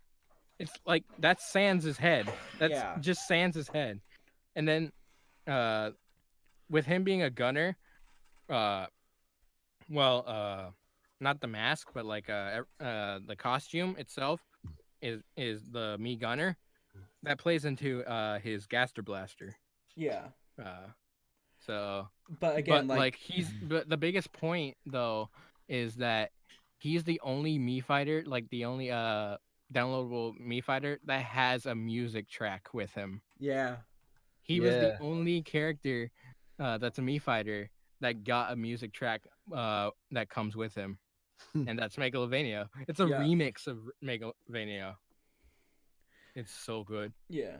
But it was going to be a Oh, missed yeah. opportunity if they didn't include Megalovania. So during of course during they had that to. reveal, also, when they were showing parts of Sans fighting, Sakurai said like Toby Fox came over to play with me at my house. I didn't invite him. He just showed up. I just love that image that Toby Fox plays Smash with Sakurai. Yeah. But dude, that's a huge win for Toby Fox. Toby Fox, that's a huge win for indie games. Yeah, really. Really. Like but yeah, like you could still say I still that want to see he's not. Shantae. I'm just gonna say it, even though like he was in there, like technically, King K. Rool is also considered a costume, for the Mii fighters too. So, and maybe one day he'll actually get in the game, but I don't know. Like, I don't think we should be considering actual Mii fighters, actual characters in the game. That's my opinion, at least. I think it works. Because like if my because favorite people thing with still talk about Gino, they still My want favorite- Gino in my the fa- game, my and favorite even though he's actually a costume, but that apparently doesn't count. So I my don't know. favorite thing with Sans being a costume is that you can match it with other clothes of the Mii costumes. So you get like fucking Sans furry and Sans businessman. Yeah. Sans the maid. Steve, He's a maid because he cleans up. You don't even gotta like use like the Sans head, just the costume, and like make a Steven Universe me. Because you know, we all know Sans stands for Steven after not surviving. I've seen a really good one with Peter Griffin with the Sans costume. Yeah. Yeah. Hey, Bader. Hey, Papyrus. Yeah, hey, that's another Papyrus. thing. I would actually love to see more Undertale characters as Mii costumes, like especially Papyrus. I think it would actually be interesting. I don't if think did they could that. do him right, though. I think they can. Yeah. But anyways, that's the Smash news. Okay. The other big part was Pokemon Sword and Shield. Yes. So they had some new Pokemon. I think there was like only really two that they showed, like two more new Pokemon. There was like a tea Pokemon, teacup Pokemon. Yeah. Mm-hmm. And there was another fucking pelican ass bird Pokemon. Yeah. Do we really need another fucking Pelipper? Pelipper's. Yes. Yeah. Pelipper's fucking. Yes. Yes. But I mean- what else happened with that? You can make fucking curry or some shit. Oh yeah, they had a bunch of the Pokemon camps stuff, like the recreational stuff you can do, like the stuff that's not actually important to the game, but like it's still fun shit to do. Just like the thing in the last game where you could just pet your Pokemon. Like, yeah. It's fun shit. It's just fun shit. It's not supposed to be taken seriously. Yeah. And people like complained about Pokemon Camp. I don't understand why. Because they're grouchy competitor players. Fucking Pokemon Comp is the worst. I hate Pokemon Comp. I genuinely hate Pokemon Comp because it seems so inaccessible unless you fucking like take Pokemon eugenics into account and like breed the perfect Pokemon. It's like that shit's whack. Because it seems like this one's trying to be less competitive and more like fun. Yeah. So, one particular thing I'm actually really happy about myself. It's not really important, but Eevee's in the game. I'm happy about that. Oh boy, how many? But I'm wondering if they're actually because of that, because people know that not all of the Pokemon are gonna be in the new Pokemon. People had a big problem with that, with the fucking national Dex not being transferred over, and they still do. Yeah, that's a stupid argument. Stupid. But I'm so glad Eevee made it back in, and I'm hoping it's a confirmation that he's getting another evolution, because he needs a ghost evolution. He needs a ghost evolution, not just fucking dark. Yeah, he gets this evolution Oh, by speaking of dying. Pokemon, we should talk about Ash winning the tournament after the Nintendo Direct thing. So That's one topic we forgot to mention. yeah, But Ash won the battle. we're still talking. We're still talking on the direct, but yeah, that's a nice thing to mention is that Ash in the Pokemon anime finally actually won something. Now hold on, I'm gonna stop you right there. Orange Island does not matter. Fucking Battle Frontier does because That it's does actually not matter canon. either. It's canon. It doesn't matter. The Yes, reason I like to think that Orange Island and Battle Frontier doesn't matter is because those are experimental parts. Those are experimental frontiers for like leagues to build up him for the league. Like, those are experimental to get him ready for the league. Yeah, So I don't like to count them. He basically just won like training camp. Yeah, that's basically what that was. So I don't like to count it, and anyone that likes to think they matter, you don't matter. Yeah. I'm so sorry, that was mean. But yeah, Ash finally won after 22 years. He's still technically 11, 10. Yeah. 10. Yeah, no, Which don't want to makes get it too. no I don't know. sense. They say he's 11 in the movies, but like the movies aren't totally canon, so Movies are debatable. yeah.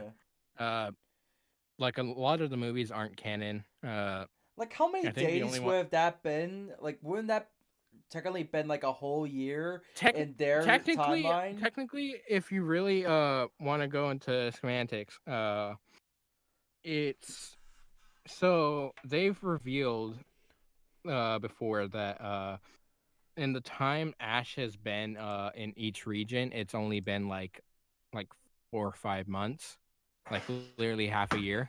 Wow. And it's so weird to think about that. Because if you really think about it, anime time really is different than real time. Basically. And also the anime can do whatever the fuck it wants. Basically, yeah. And also, I'm really it's really weird when you think about it that he won after all this time, but like the new anime, the Sun and Moon, is handled by a different team. So I'm wondering if they retconned it. Yeah, Not I'm sure. wondering if they made that canon themselves and didn't consult Pokemon, the Pokemon team. Well, I feel like the Pokemon anime is kind of its own thing at this point. Yeah. It is, but like the Pokemon company still has a say on what happens. So I'm wondering if Sun and Moon, how involved they were with that decision to have him win finally. I don't think they were involved to that extent. At least with like the story of the characters. Yeah. Or, whatever's there in terms of story. Other than, hey, I'm Ash Ketchum walking around town. Whoa, look at this cool thing. Time to take an entire episode looking at this. Yeah, Ash, the whole thing people had a problem with is that because it took so long with him and he's so cheesy. But the thing is, when you really think about it, if you really take into account the whole time he was in each region and what all he experienced, it's a whole growing factor. It's him growing as a trainer to be the best, like no one ever was. God, shut up. Stop it. Yeah. Let's get away If from you this really want to game. go deep into it, I can be deep. let's not get deep about the Pokemon anime. Fucking okay, moving on. Yeah. Let's get out of here. Anyways, that was a good topic to talk about. But Yeah. anyways, what else happened? Oh yeah, fucking home run contest returned to Smash. Oh yeah. Because people really wanted that back for some reason. I didn't even realize it was gone. Exactly. I'm happy oh, yeah. it's back. Oh yeah. Nintos is really happy about this one. Yes. Xenoblade remaster. Yes, Xenoblade remastered. I'm so happy about that. Not a sequel. Not the sequel. Not the X game that's supposed to be like Damien X Machina, but terrible. It's the OG Xenoblade, the one that I actually want.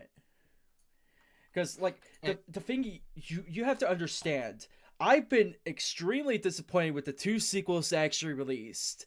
Xenoblade X, while it doesn't change a lot of the gameplay that the first game did, it is so has no story whatsoever, and it's so fucking tedious to get to the stuff that they fucking advertised in the game, mainly the mecha. It takes you like a couple of stages in order to get the mecha, and which even then you can't even fly with it. So it's like false advertising, it's grinding, it's irritating. Where with Xenoblade, like the first game, you could just go through the story, you don't have to do all the side missions. In X, you have to do it all. So yeah. My whole thing with this though is that like they took the route of making a remaster instead of just doing a port. Yeah. And I think that's interesting because I'm wondering what they could change. Because a remaster implies that it is a port basically, but they do change some aspects of it. And like, not just the visuals, they do add something to it. And there's a lot of stuff they're actually like putting in. Like they had like some stages that they actually removed from the game. They're actually going to be putting that back in. But I'm not finished with like how disappointed with Xenoblade 2 I am. With Xenoblade 2, they changed the entire gameplay completely to this very casual style of gameplay, and like it's playable, it's doable. This is Nintel's Spyro rant. My new Spyro rant. It's tolerable. Like the gameplay is okay. The mechanic with the blades, like, interesting. It's just not Xenoblade. It's not the OG game, like I expected it to be. But I played through the story a little bit. It's pretty good. I expected it to be really good by the end of it. The problem, and another problem I have with it, is the fucking menus are terrible. I know, this is a very non-complaint thing, but those menus in Xenoblade 2 are fucking terrible. Like, I'm like half checked out because I don't give a shit about Xenoblade. Don't worry, I'm just done. But I'm happy that they're putting out the OG game onto the Switch, because that was a game that they did everything right with. They had a great story, they had great character development, you cared about these characters, and it's a shame that like you had to make a brand new Nintendo 3DS in order to play it, or pay $50 for a rare Wii game. But now you can actually play it more accessibly instead of pirating it, like playing on Dolphin or something. So that's why I'm fucking happy about this. Okay. Yeah. More. I'm obsessed with it because I'm the guy who did the comic dubs. Okay. All right. Of course, I'm gonna be obsessed over it. Anyways. Yeah. So more stuff they announced was Devil May Cry 2. Yeah. I tried getting into Devil May Cry, but it's really hard. At least with the first game. The first game was Start really with 3. hard. Don't even bother. Start with 3. The first 2 are like, okay, no, 1 is like all right. 2 is fucking trash. 3 is great. 3 is amazing. 3 is like the best game without a doubt. 4 is all right. It's a good follow up to 3. It's decent. I'm not gonna fucking shit on. I only am familiar with Devil May Cry because I'm a Bayonetta fan. So yeah, it comes from that experience. But playing the first Devil May Cry, after trying to play through playing Bayonetta and stuff, like it is such a different beast. It's like really, really hard. You could tell it's very early style, and it shows. It's balls to the wall hard and very really scary tell. too. Like you saw those orbs, those orb designs. They're fucking terrifying. Like you could really show that it was supposed to be a Resident Evil game. Yeah, like, you could tell. Yeah, what I love about 3 is that when you start, you have to start normal difficulty, and then after you die a couple times because you can't get past the first level, it'll ask, do you want to go to easy mode? As a big fuck you, you can't play this game. They're like, no, they're just like, easy mode is now available. Like, here you go. It's like, you doubt me? Yeah, I didn't pass that game very much because I did not decide to go to easy mode. No. I love when I'm like doing a thing and then my phone is like, hey, thing. I was checking something and like, yeah, it was like with fucking Devil May Cry 2. Because like the story with it was fuck. Tried going through Devil May Cry. No, it is fucked. It is really fucked. It was like made in a month fucked. Like it was really, really, really, really, really bad. Like look at these orbs. They're fucking creepy. And it doesn't help with the menu of that game where it was like it like spins and like it shows that. How could you hate that? It's so fucking goofy. No! He's just like, oh. Well, added with the menu, it's like very creepy when it shows up for the first time. It's like, oh god, what the fuck? You just gotta take Devil May Cry as like what like they presented as, which is just a fucking goofy ass game. Which is why it works perfect for the Switch. Yeah. Oh, speaking of goofy games, Deadly Premonition is getting its sequel on Nintendo Switch.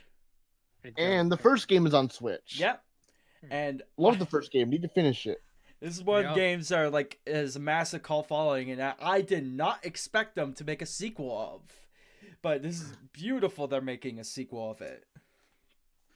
Yeah. It goes to show you that cult games are not dead, and they have a home. Now, that's corny. I will say, visually speaking, Deadly Premonition 1 on the Switch looks kind of bad. Looks kind of bad. Fucking terrible. Like at one point, like the reflection of the water just didn't render. Wow. Like, texture rendering wise, it's very poor. Plus, I had like a lot of frame rate issues. I think the issue was just that they didn't use like the revamped like PS3 version. They went off of like the original 360 Xbox 360 version, which was like toaster quality. Toaster quality. Pretty much, yeah. Like it was actually like really not borderline unplayable. Yeah. Which that's my huge complaint with this port. Yeah. Speaking of ports, there's more ports that they announced. That Star Wars game. But that one too. But I don't really care. Is it odd that that an old Star Wars game actually gets me more excited than the Rise of Skywalker? It's not odd. No, it's not odd because Rise of Skywalker is going to be a terrible movie. Okay, what game are they remaking there? Because I didn't watch the. It was Jedi Outcast 2. Oh, okay, that's coming to Switch. Yeah, it's said to be the best best lightsaber game of all time, and that's why I was actually freaking out about it because I did not expect that to come out. I thought like it was just gonna be because let alone having like a Star Wars game on Nintendo console with EA being so pudgy about putting their games onto that is Nintendo. weird. But yeah, like It is weird. Another port. But Bethesda coming right back. Doom 64 with their only redeeming thing on the Switch. Is Doom 64. Yeah. The only interesting thing that people can really look forward to from them. Yeah. You have to Honestly, log though, into a Bethesda account to access this game. It's not gonna happen. Well, fucking. Honestly, though, I think that's kind of cool that they worked that sort of deal out. Because Doom 64 is a really good game. So that's cool that I got port. Oh yeah, we also got SNES finally. Yeah, Yes. finally. SNES port. Yes. Yeah. the- So last time, when Nintendo Online and Nintendo Switch Online came out, Yeah. they released the NES ports with it.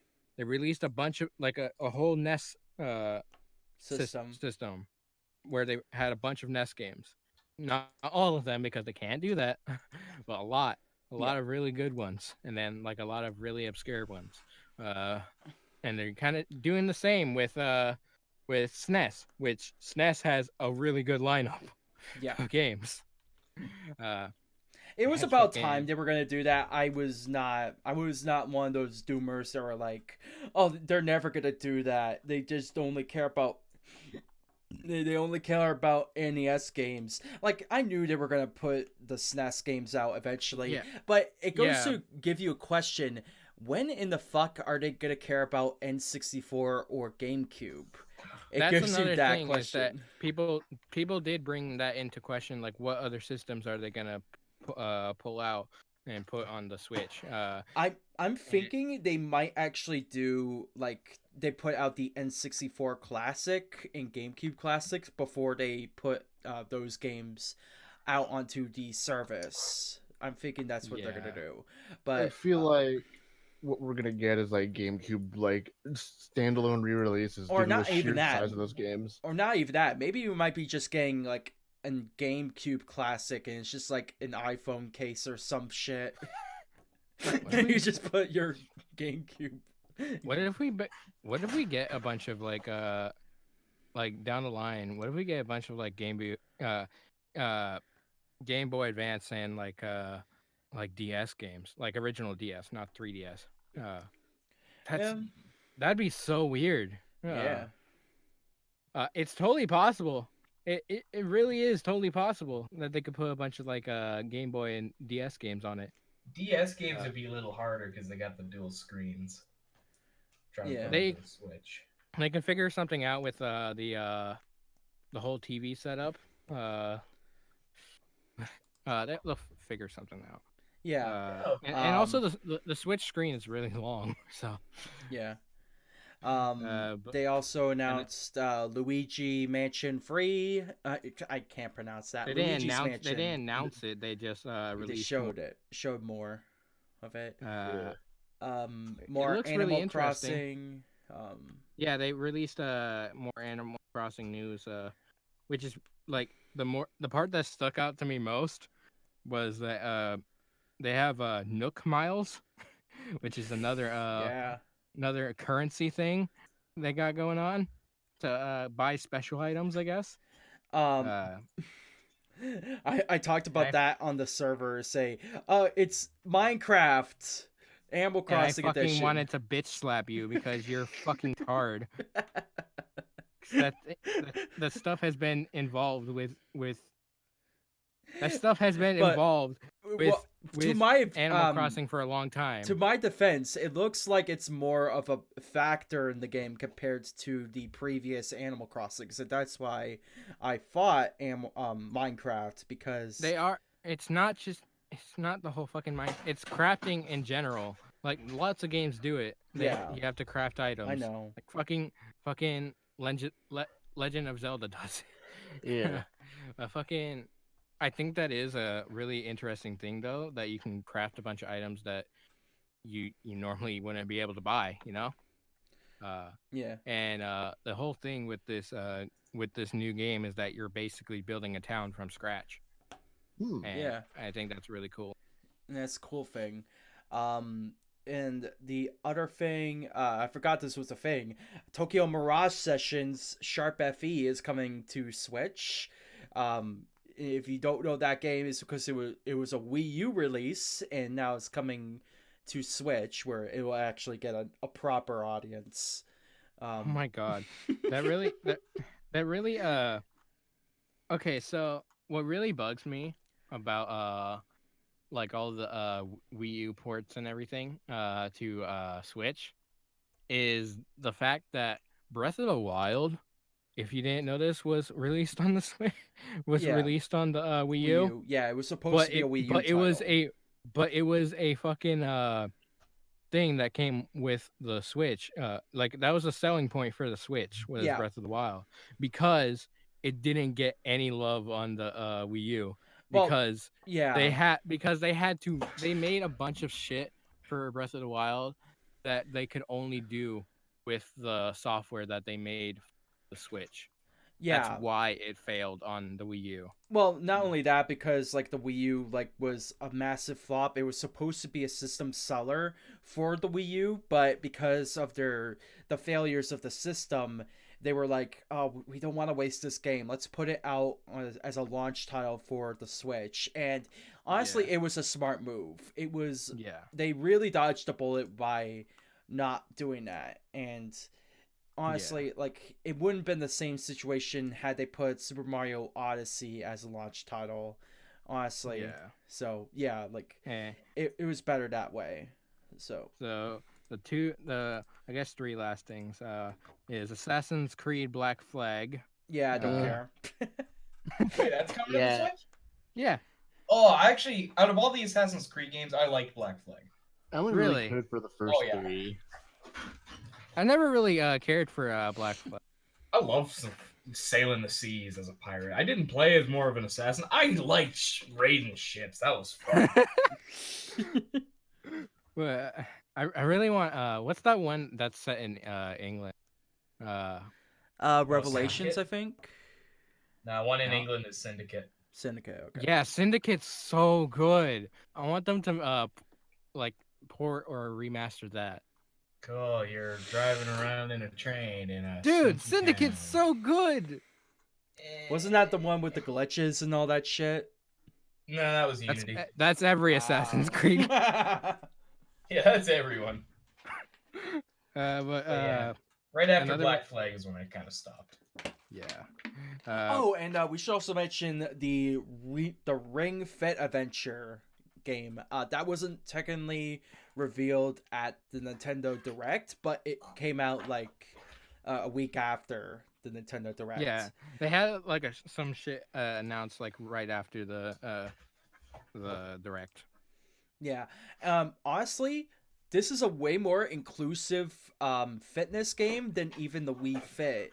Because the Wii Fit had a fucking weight limit. This doesn't. So, honestly, for a guy who weighs over like 400 pounds yourself right now? in personal stuff, well, as a guy who weighs over 400 pounds, this is actually a good thing. This is a good thing to get exercise and actually work out. And especially since they also announced that the story mode will take about like 3 months if you work out every hour. So that's a good thing too. So they're really looking out for people with this game. And this is a very inclusive way to get to fitness. And I am fucking glad for it. Anyways. Yeah.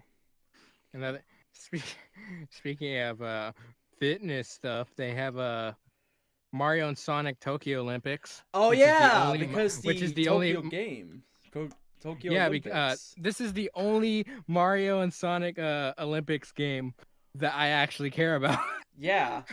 Because it's set in Tokyo. Yeah. And also another part about it is that it's also it has a retro style to it. You can play in two different modes. You can play in the 3D style and the retro style of Sonic and Mario. And that's I think actually a really cool thing. Cool. Yeah. Oh, and it's also coming out to arcades as well. Yeah. It looks so good, and this is the only Mario and Sonic Olympics that I actually care about. I haven't played a Mario and Sonic Olympics game since the first one, Yeah. which was the Winter Beijing. Olympics. The Winter Olympics in fucking Canada.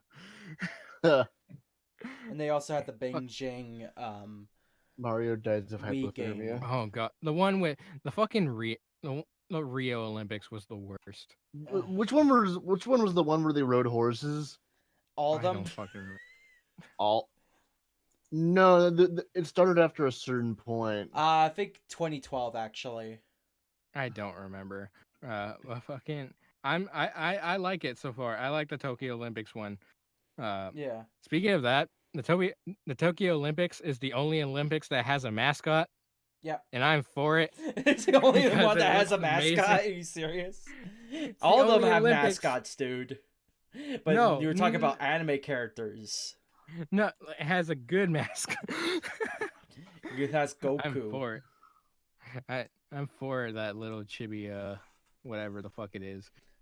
I love it. But the last one is that Tetris 99 has a local mode now. Yeah, that's good. Which is And you actually have to pretty pay cool. money for it too, so that's a No, bummer. no, the local one you don't have to. The single player one you have to. Oh yeah, that's what I was thinking. Yeah, Like I was single confusing player that. playing by yourself, not against the 99 people, is what you have to pay for.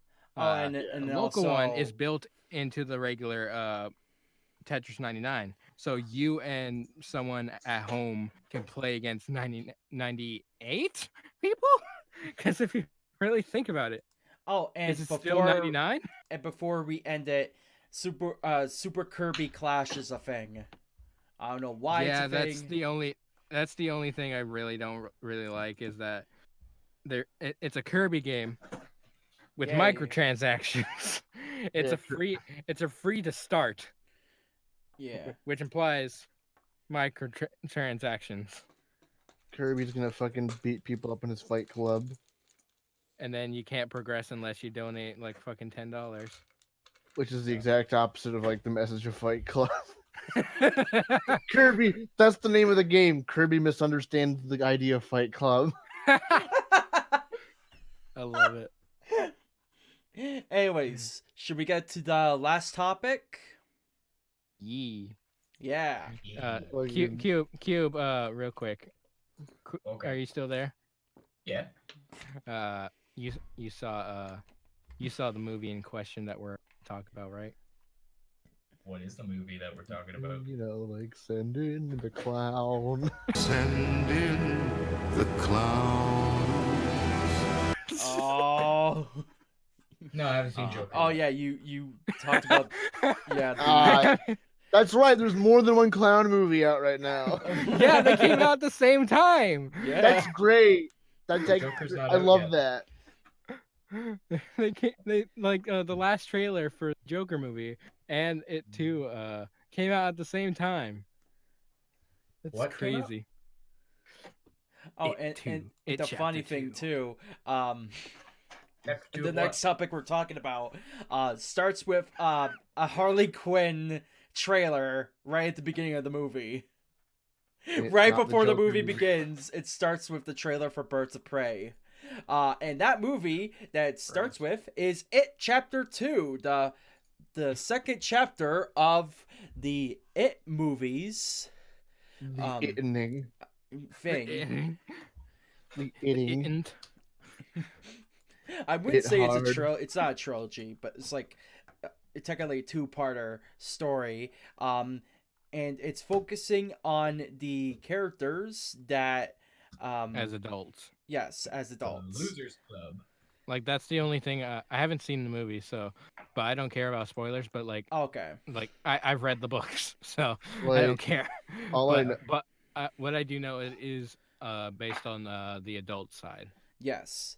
And it was a fun as fuck movie. Let me fucking tell you.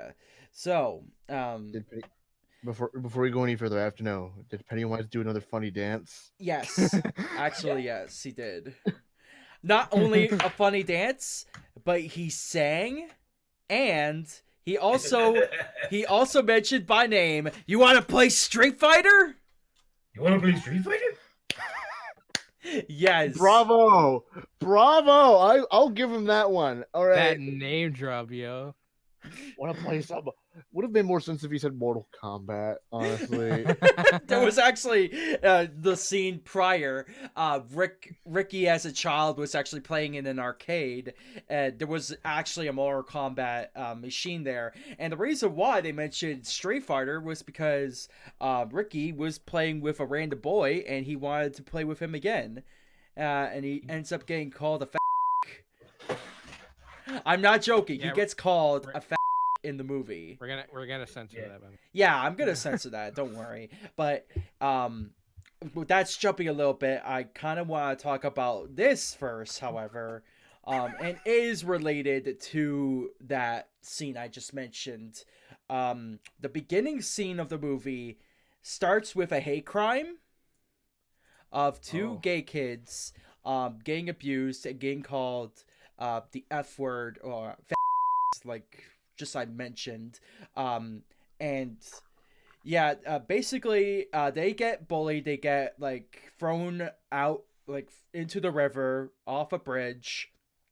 And this guy who actually runs back to try to get this guy, and then Pennywise comes in and eats the guy. Let me just say that scene got a lot of flag, and I fully agree on why it got so much flag. It was such a one-sided scene, and I was expecting, because my thought of it was like, oh yeah, well, Pennywise is a killing clown, he's not supposed to be an ally, but how they did it was so one-sided and so hateful in a way.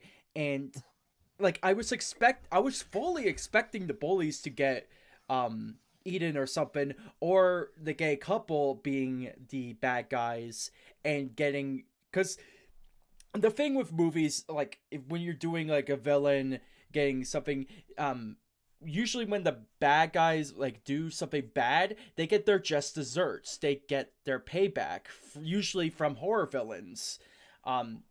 This was not this case. It was just an insult to injury, and that is just a very tone-deaf way to do it. There's good ways to do diversity, and there's bad ways, and this was a bad way too. Now, how was it bad? Like, let me run it by me one more time, like in detail. Like, what did Pennywise do exactly? So, like right at the beginning, these gay kids, they were getting kicked. They were basically getting beaten up, almost killed, and one of them got thrown into the river, and one of the kids that basically nearly didn't die, but like they basically let him go, and he ran off to the bridge and tried to rescue him, but then Pennywise comes in and finishes the job and eats the other kid who fell off the river. Okay. So yeah. Oh, so Pennywise ate the gays. Okay. Yeah. Okay. This is just a little bit. I find a little bit. You're reading into it a bit too much. Like, well, sure, I get it. Does okay, go. I get it.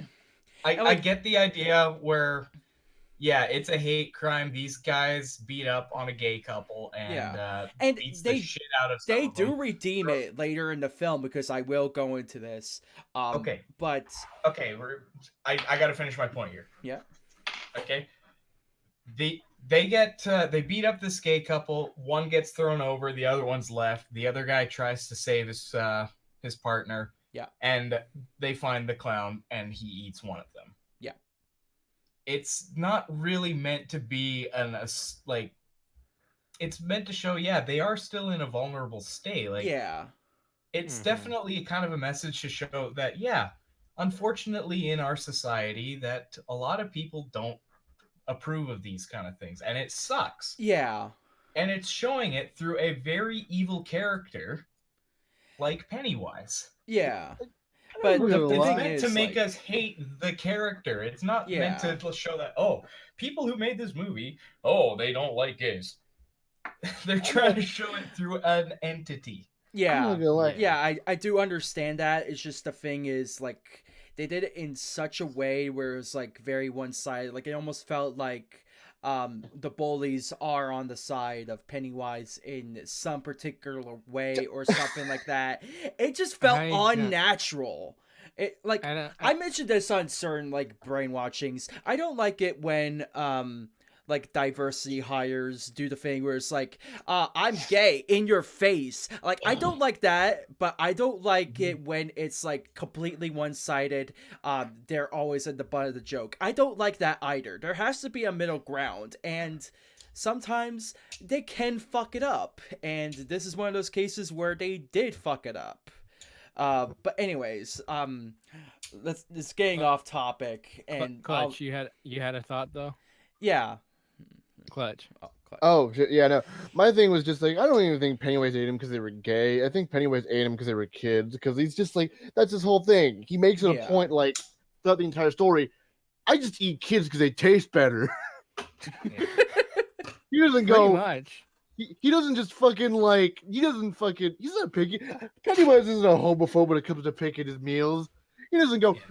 You're gay. You're gay. Also, the whole death of me. You get away. That's what I was thinking too. But just seeing the scene in context, I actually agree with like SJWs on something for once, and that was just something I needed to talk about because it was pretty offensive in my opinion, at least. It could be different for everyone else. But anyways, let's talk about the actual movie. So like I thought the controversy real quick. Yeah. I thought the controversy was that Pennywise was the one who said the bad F word. Yeah, that's what I thought at first too. I thought the clown said it, and I was like, "That's I find that worryingly funny." Yeah, that it would be Pennywise who's the homophobe. It's like fucking Venom saying like a turd. But anyways, fucking. I don't know. Anyways, so basically the gang gets back together. They have this really, really heartwarming scene where they're all at this Chinese bar and they like laugh and goof around. I think already people know about this, but Stanley dies and he doesn't make it to the group. Oh no! Yeah, it's not people. Like I fucking knew about that. If people already saw the 1991, you know about that. I didn't like how they portrayed the death in this one compared to the 91, but that's only because they didn't have the wife of Stanley crying like crazily in like this version.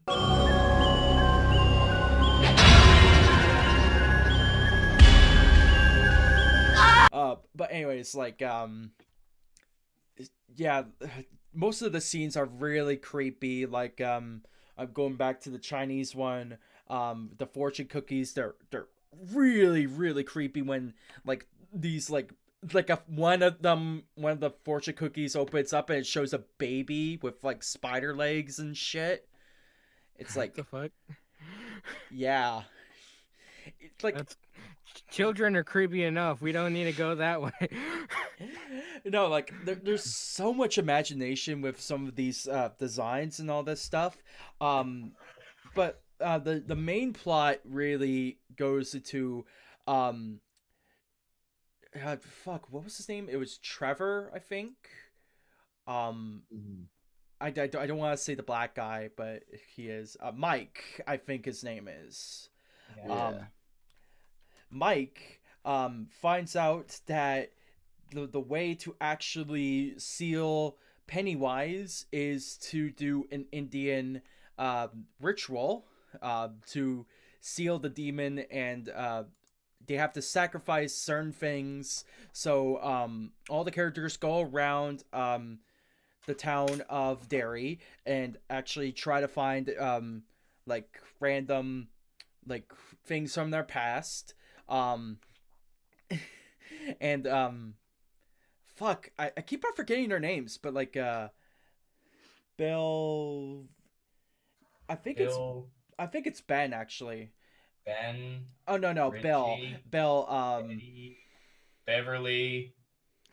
Yeah. Did you watch the movie? Yeah, but trust me, it takes a long time for me to remember. 7 of them, and one offs himself in the beginning. You don't have to worry about Stan. You don't have to worry about Stan. Anyways, so Bill is focusing on this little kid who reminds him of Georgie, and he doesn't want him to end up in the same fate as Georgie. So he goes creepily enough to a carnival where he tries to find this kid. So it's very creepy, very stalkerish. And how this scene went, Pennywise like counters this kid. There's literally the kid could literally run away, but it's him, Pennywise, and Bill like all sandwiched together between 2 sheets of glass, and Pennywise starts smacking his fucking head on the sheet of glass and breaks through. It's like how they do that is really creepy. Yeah, I don't know if you actually were paying attention to, but the kid was trying to get out and he noticed that all 4 walls were closed in. Oh yeah. He had no escape. I swore I thought he could have escaped at one point, but yeah, no, Pennywise was changing the entire maze. Yeah. Beverly, she confronts this grandma who like is really fucking it's really funny. It was really funny how they did that with her dancing, but when they actually showed the monster, grandma! it was pretty creepy, just like you expect it. Pennywise comes out as sort of like a representation of his father, and he basically he puts on his makeup and stuff, and it's such a creepy scene. Richie, like I mentioned before, he had that scene where he goes to an arcade, he finds a coin, and yeah, that was the scene where the bully, I think it was the bully that actually carved the marking on Ben's... Henry Bowers? Yeah, Henry Bowers, I think. Yeah. And yeah, he actually called him the F word, and and we see another memory of Ben's or Richie's, in that the lumberjack man comes to life and tries to fucking kill him. Like, yeah, Jesus fuck. What? The lumberjack man, you remember that lumberjack man that was in that the first movie? It tries to kill him as a kid. Oh. So, and he was like, and the only way that it could let him stop is if he puts back on his glasses, I think. This statue here, basically. Yeah. That thing. Oh, Paul Bunyan. Yeah, Paul Bunyan. Paul Bunyan. Paul Bunyan. But anyways. Eddie... I forgot what Eddie went through. Oh yeah, like he goes into a torture chamber right like beneath a store, like this like pharmacy store, and yeah. So Eddie has to save his mom from a zombie that is trying to kill her, and she's strapped into like a torture thing, like it's almost like a Friday Night Bondage video.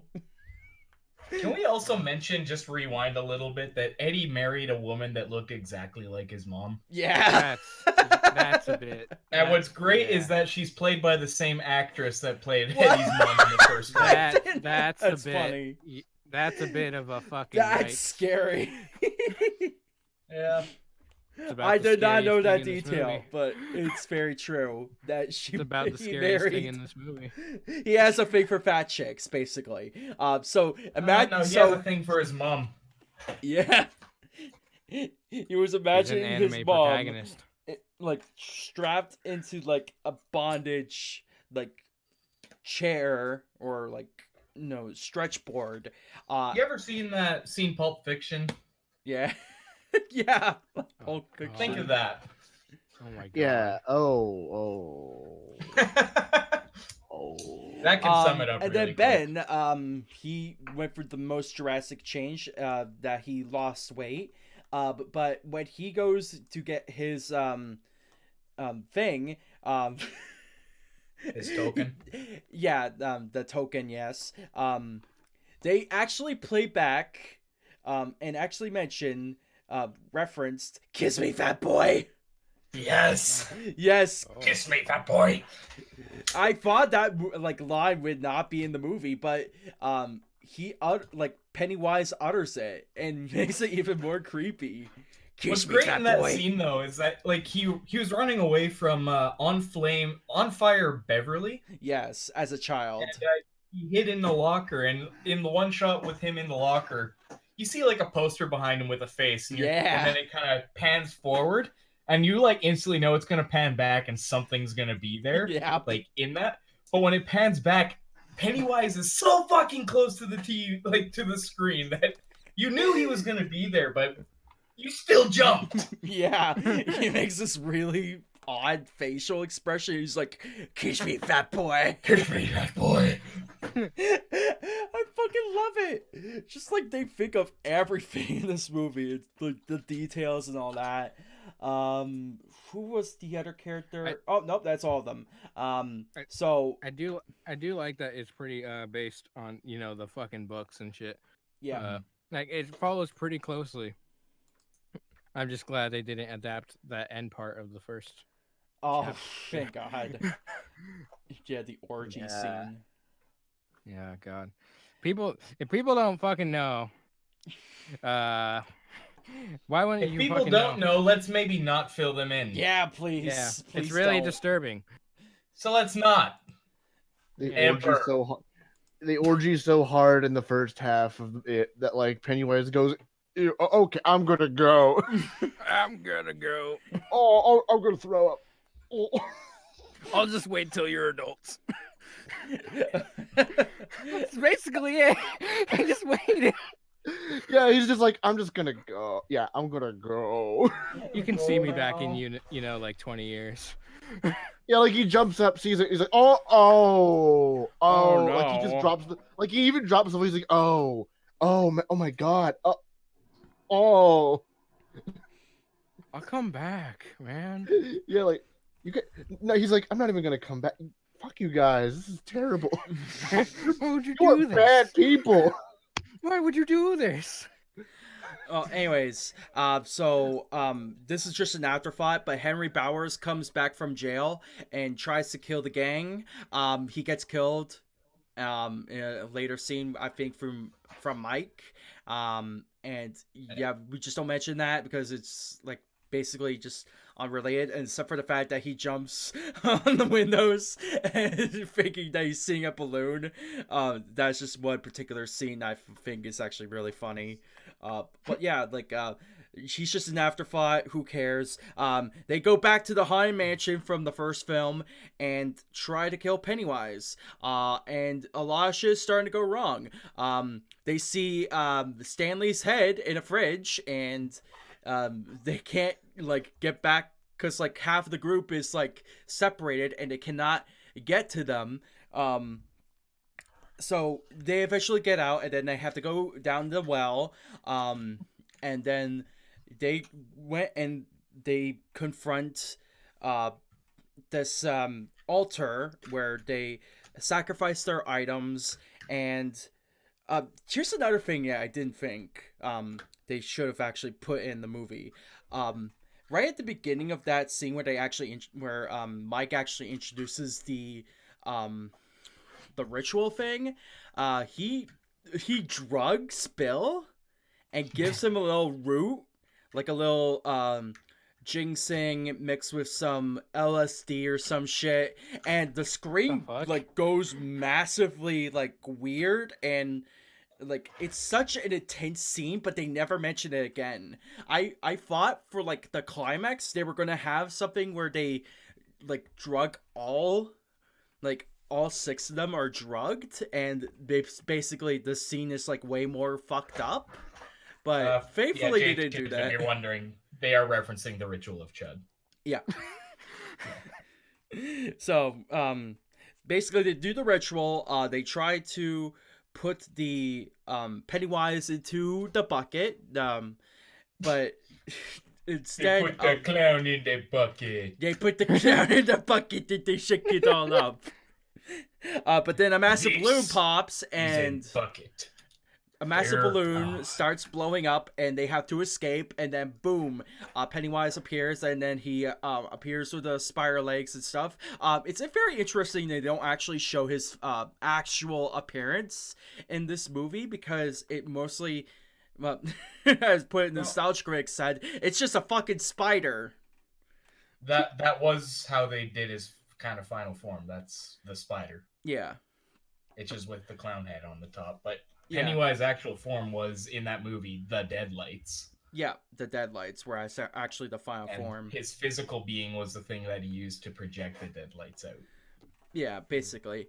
But then the climax of the movie is like the most intense fight scene you'll ever see. Like, I can't even describe of how much fucked up shit happens. Like, 3 of them, like, 6 of the members have to be separated, so 2 each, 2 of 3 them get separated. So Beverly and Ben get separated to 2 separate rooms, and they have to confess their love. Oh yeah, because there was a love triangle in this movie, and they eventually get together because they were getting buried under this playhouse. Like, Ben was getting buried under this underground playhouse, and Beverly was did I say drowned Ben? in blood in a stall? Yeah, drowned in blood. And then Eddie and Richie, they had to go enter doors. They meet this. If you watched the first movie, it was the scary, not scary, and very scary doors. Yes. And right away they decide to go. And the not scary, they meet a puppy. And they think, oh, it's the cutest thing ever. It turns into a giant monster, so you expect that to happen. But just the way they do that, it's very unexpected. Well, hang on. Before we go any further, when they first got to that, they decided that out of the 3 doors, they would go to the very scary one, because they thought, oh, well, it's obviously a joke. Last time they did that, they saw Betty Ripson hanging without her legs, and she was screaming. So I was like, all right, we'll go to very scary. And what do they find? They find Betty Ripson's legs instead. Oh my god! And what's great too is I noticed it rolling down there. They casted somebody for Betty Ripson's legs. That's amazing. And then they close that one. They go to not so scary. They find the puppy and they're like, oh wow. And they were like, oh fuck this, we're not going in the other one. And they just come back. Yeah, then they leave. It's like, next time we're just going into regular scary. What do you mean next time? And then Ben and Mike, I don't remember what they did. Do you remember? Mike and Bill? Yeah. They were stuck with Pennywise. Yeah, they were stuck with Pennywise, and they had to, like... Bill ended up going back to his basement, and he had to relive, like, the guilt of not wanting to hang out with Georgie the one day he went missing. Oh, that was actually before that scene where that was actually how he got. That is actually how he got his token. Yeah. Actually, no, in that scene too, he got into that, and he had to kill Georgie himself in that scene too, and then come out of the water. I thought it was actually the token scene. Actually, no, that was him reaching into the sewer drainage. Yeah. Okay. That's how he got it.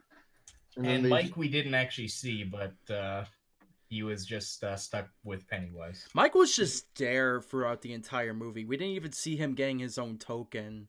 He just was there. He had one. Yeah, like what even though he's like the Old Spice guy, played by the Old Spice guy, like he's just. Hello, ladies. Look at your clown. Now actually, Jay. Now back at your clown. Now back to me. What Sadly, is he? That is a fucking. What happens? Fuck. What does it say in the book? What Mikey has to go through?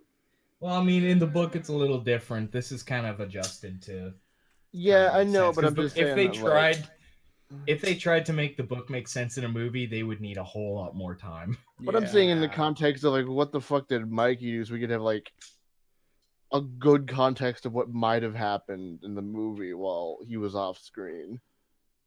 Because like he had to get his token somehow, his MacGuffin. In the actual ritual of Chud in the movie versus this are like completely different. Yeah.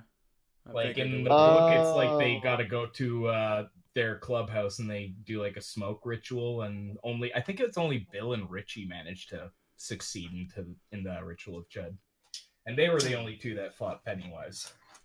Huh. Yeah, it's completely different how the ritual worked from the book to the movie. Yeah. I like how they translated it. It made it entertaining. Yeah. It did. Anyways, last thoughts on it.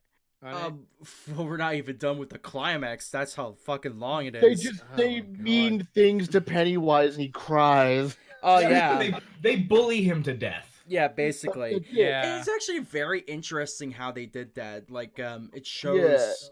It's sort of like context. It basically shows that like we could all be bullies at one point, and like anger and hate are the only things that like really lead to fear, and it only causes more harm to others and stuff. But that's just the overcomplicated editorial thing I just need to put on there. But Eddie dies during this battle, and this is where the homophobia thing goes full circle, because Richie was, I don't think they like fully revealed it, but Richie was devastated when he lost his friend. He was crying like He had feelings for Eddie. yeah, he did. And right before the movie ended, he marked on a piece of wood or something, or I think it was a tree actually, B+E. So that was the kissing bridge. Yeah, and that was actually, I'm thinking he didn't carve it in. He actually just touched it up because that was already there. Yeah. And actually, if you look in the first movie, you can actually see that carving is already in the bridge. Oh. So it was since they were kids. Yeah, I'm thinking they were intentionally saying, he actually had feelings for Eddie, and he was the most devastated for that, and it actually reveals that he was gay the whole time. And that is a great way to do gay representation. It's actually when you reveal it out of nowhere and you show a tragedy with it, and like it's just a great like way to do that. And so in a way it actually made up for that beginning scene and my frustrations with it. But yeah, like other than that, there was also a letter from Stanley, and it was read to all the members. It was such a like emotional moment, and just fuck, it's a great movie, honestly. With all my gripes with it, like, don't put that, like, I'm not saying that it's a bad movie. I would say there's some flaws with it, like I mentioned, but it is a solid movie, in my opinion. What are your thoughts on it? I liked it. That's The good. funny clown should have said the slur. Genuinely. He should have let the funny clown say the F word. Anyway. Well, they can't actually, because didn't they already confirm there's going to be no threequel? So like no Pennywise Electric Boogaloo.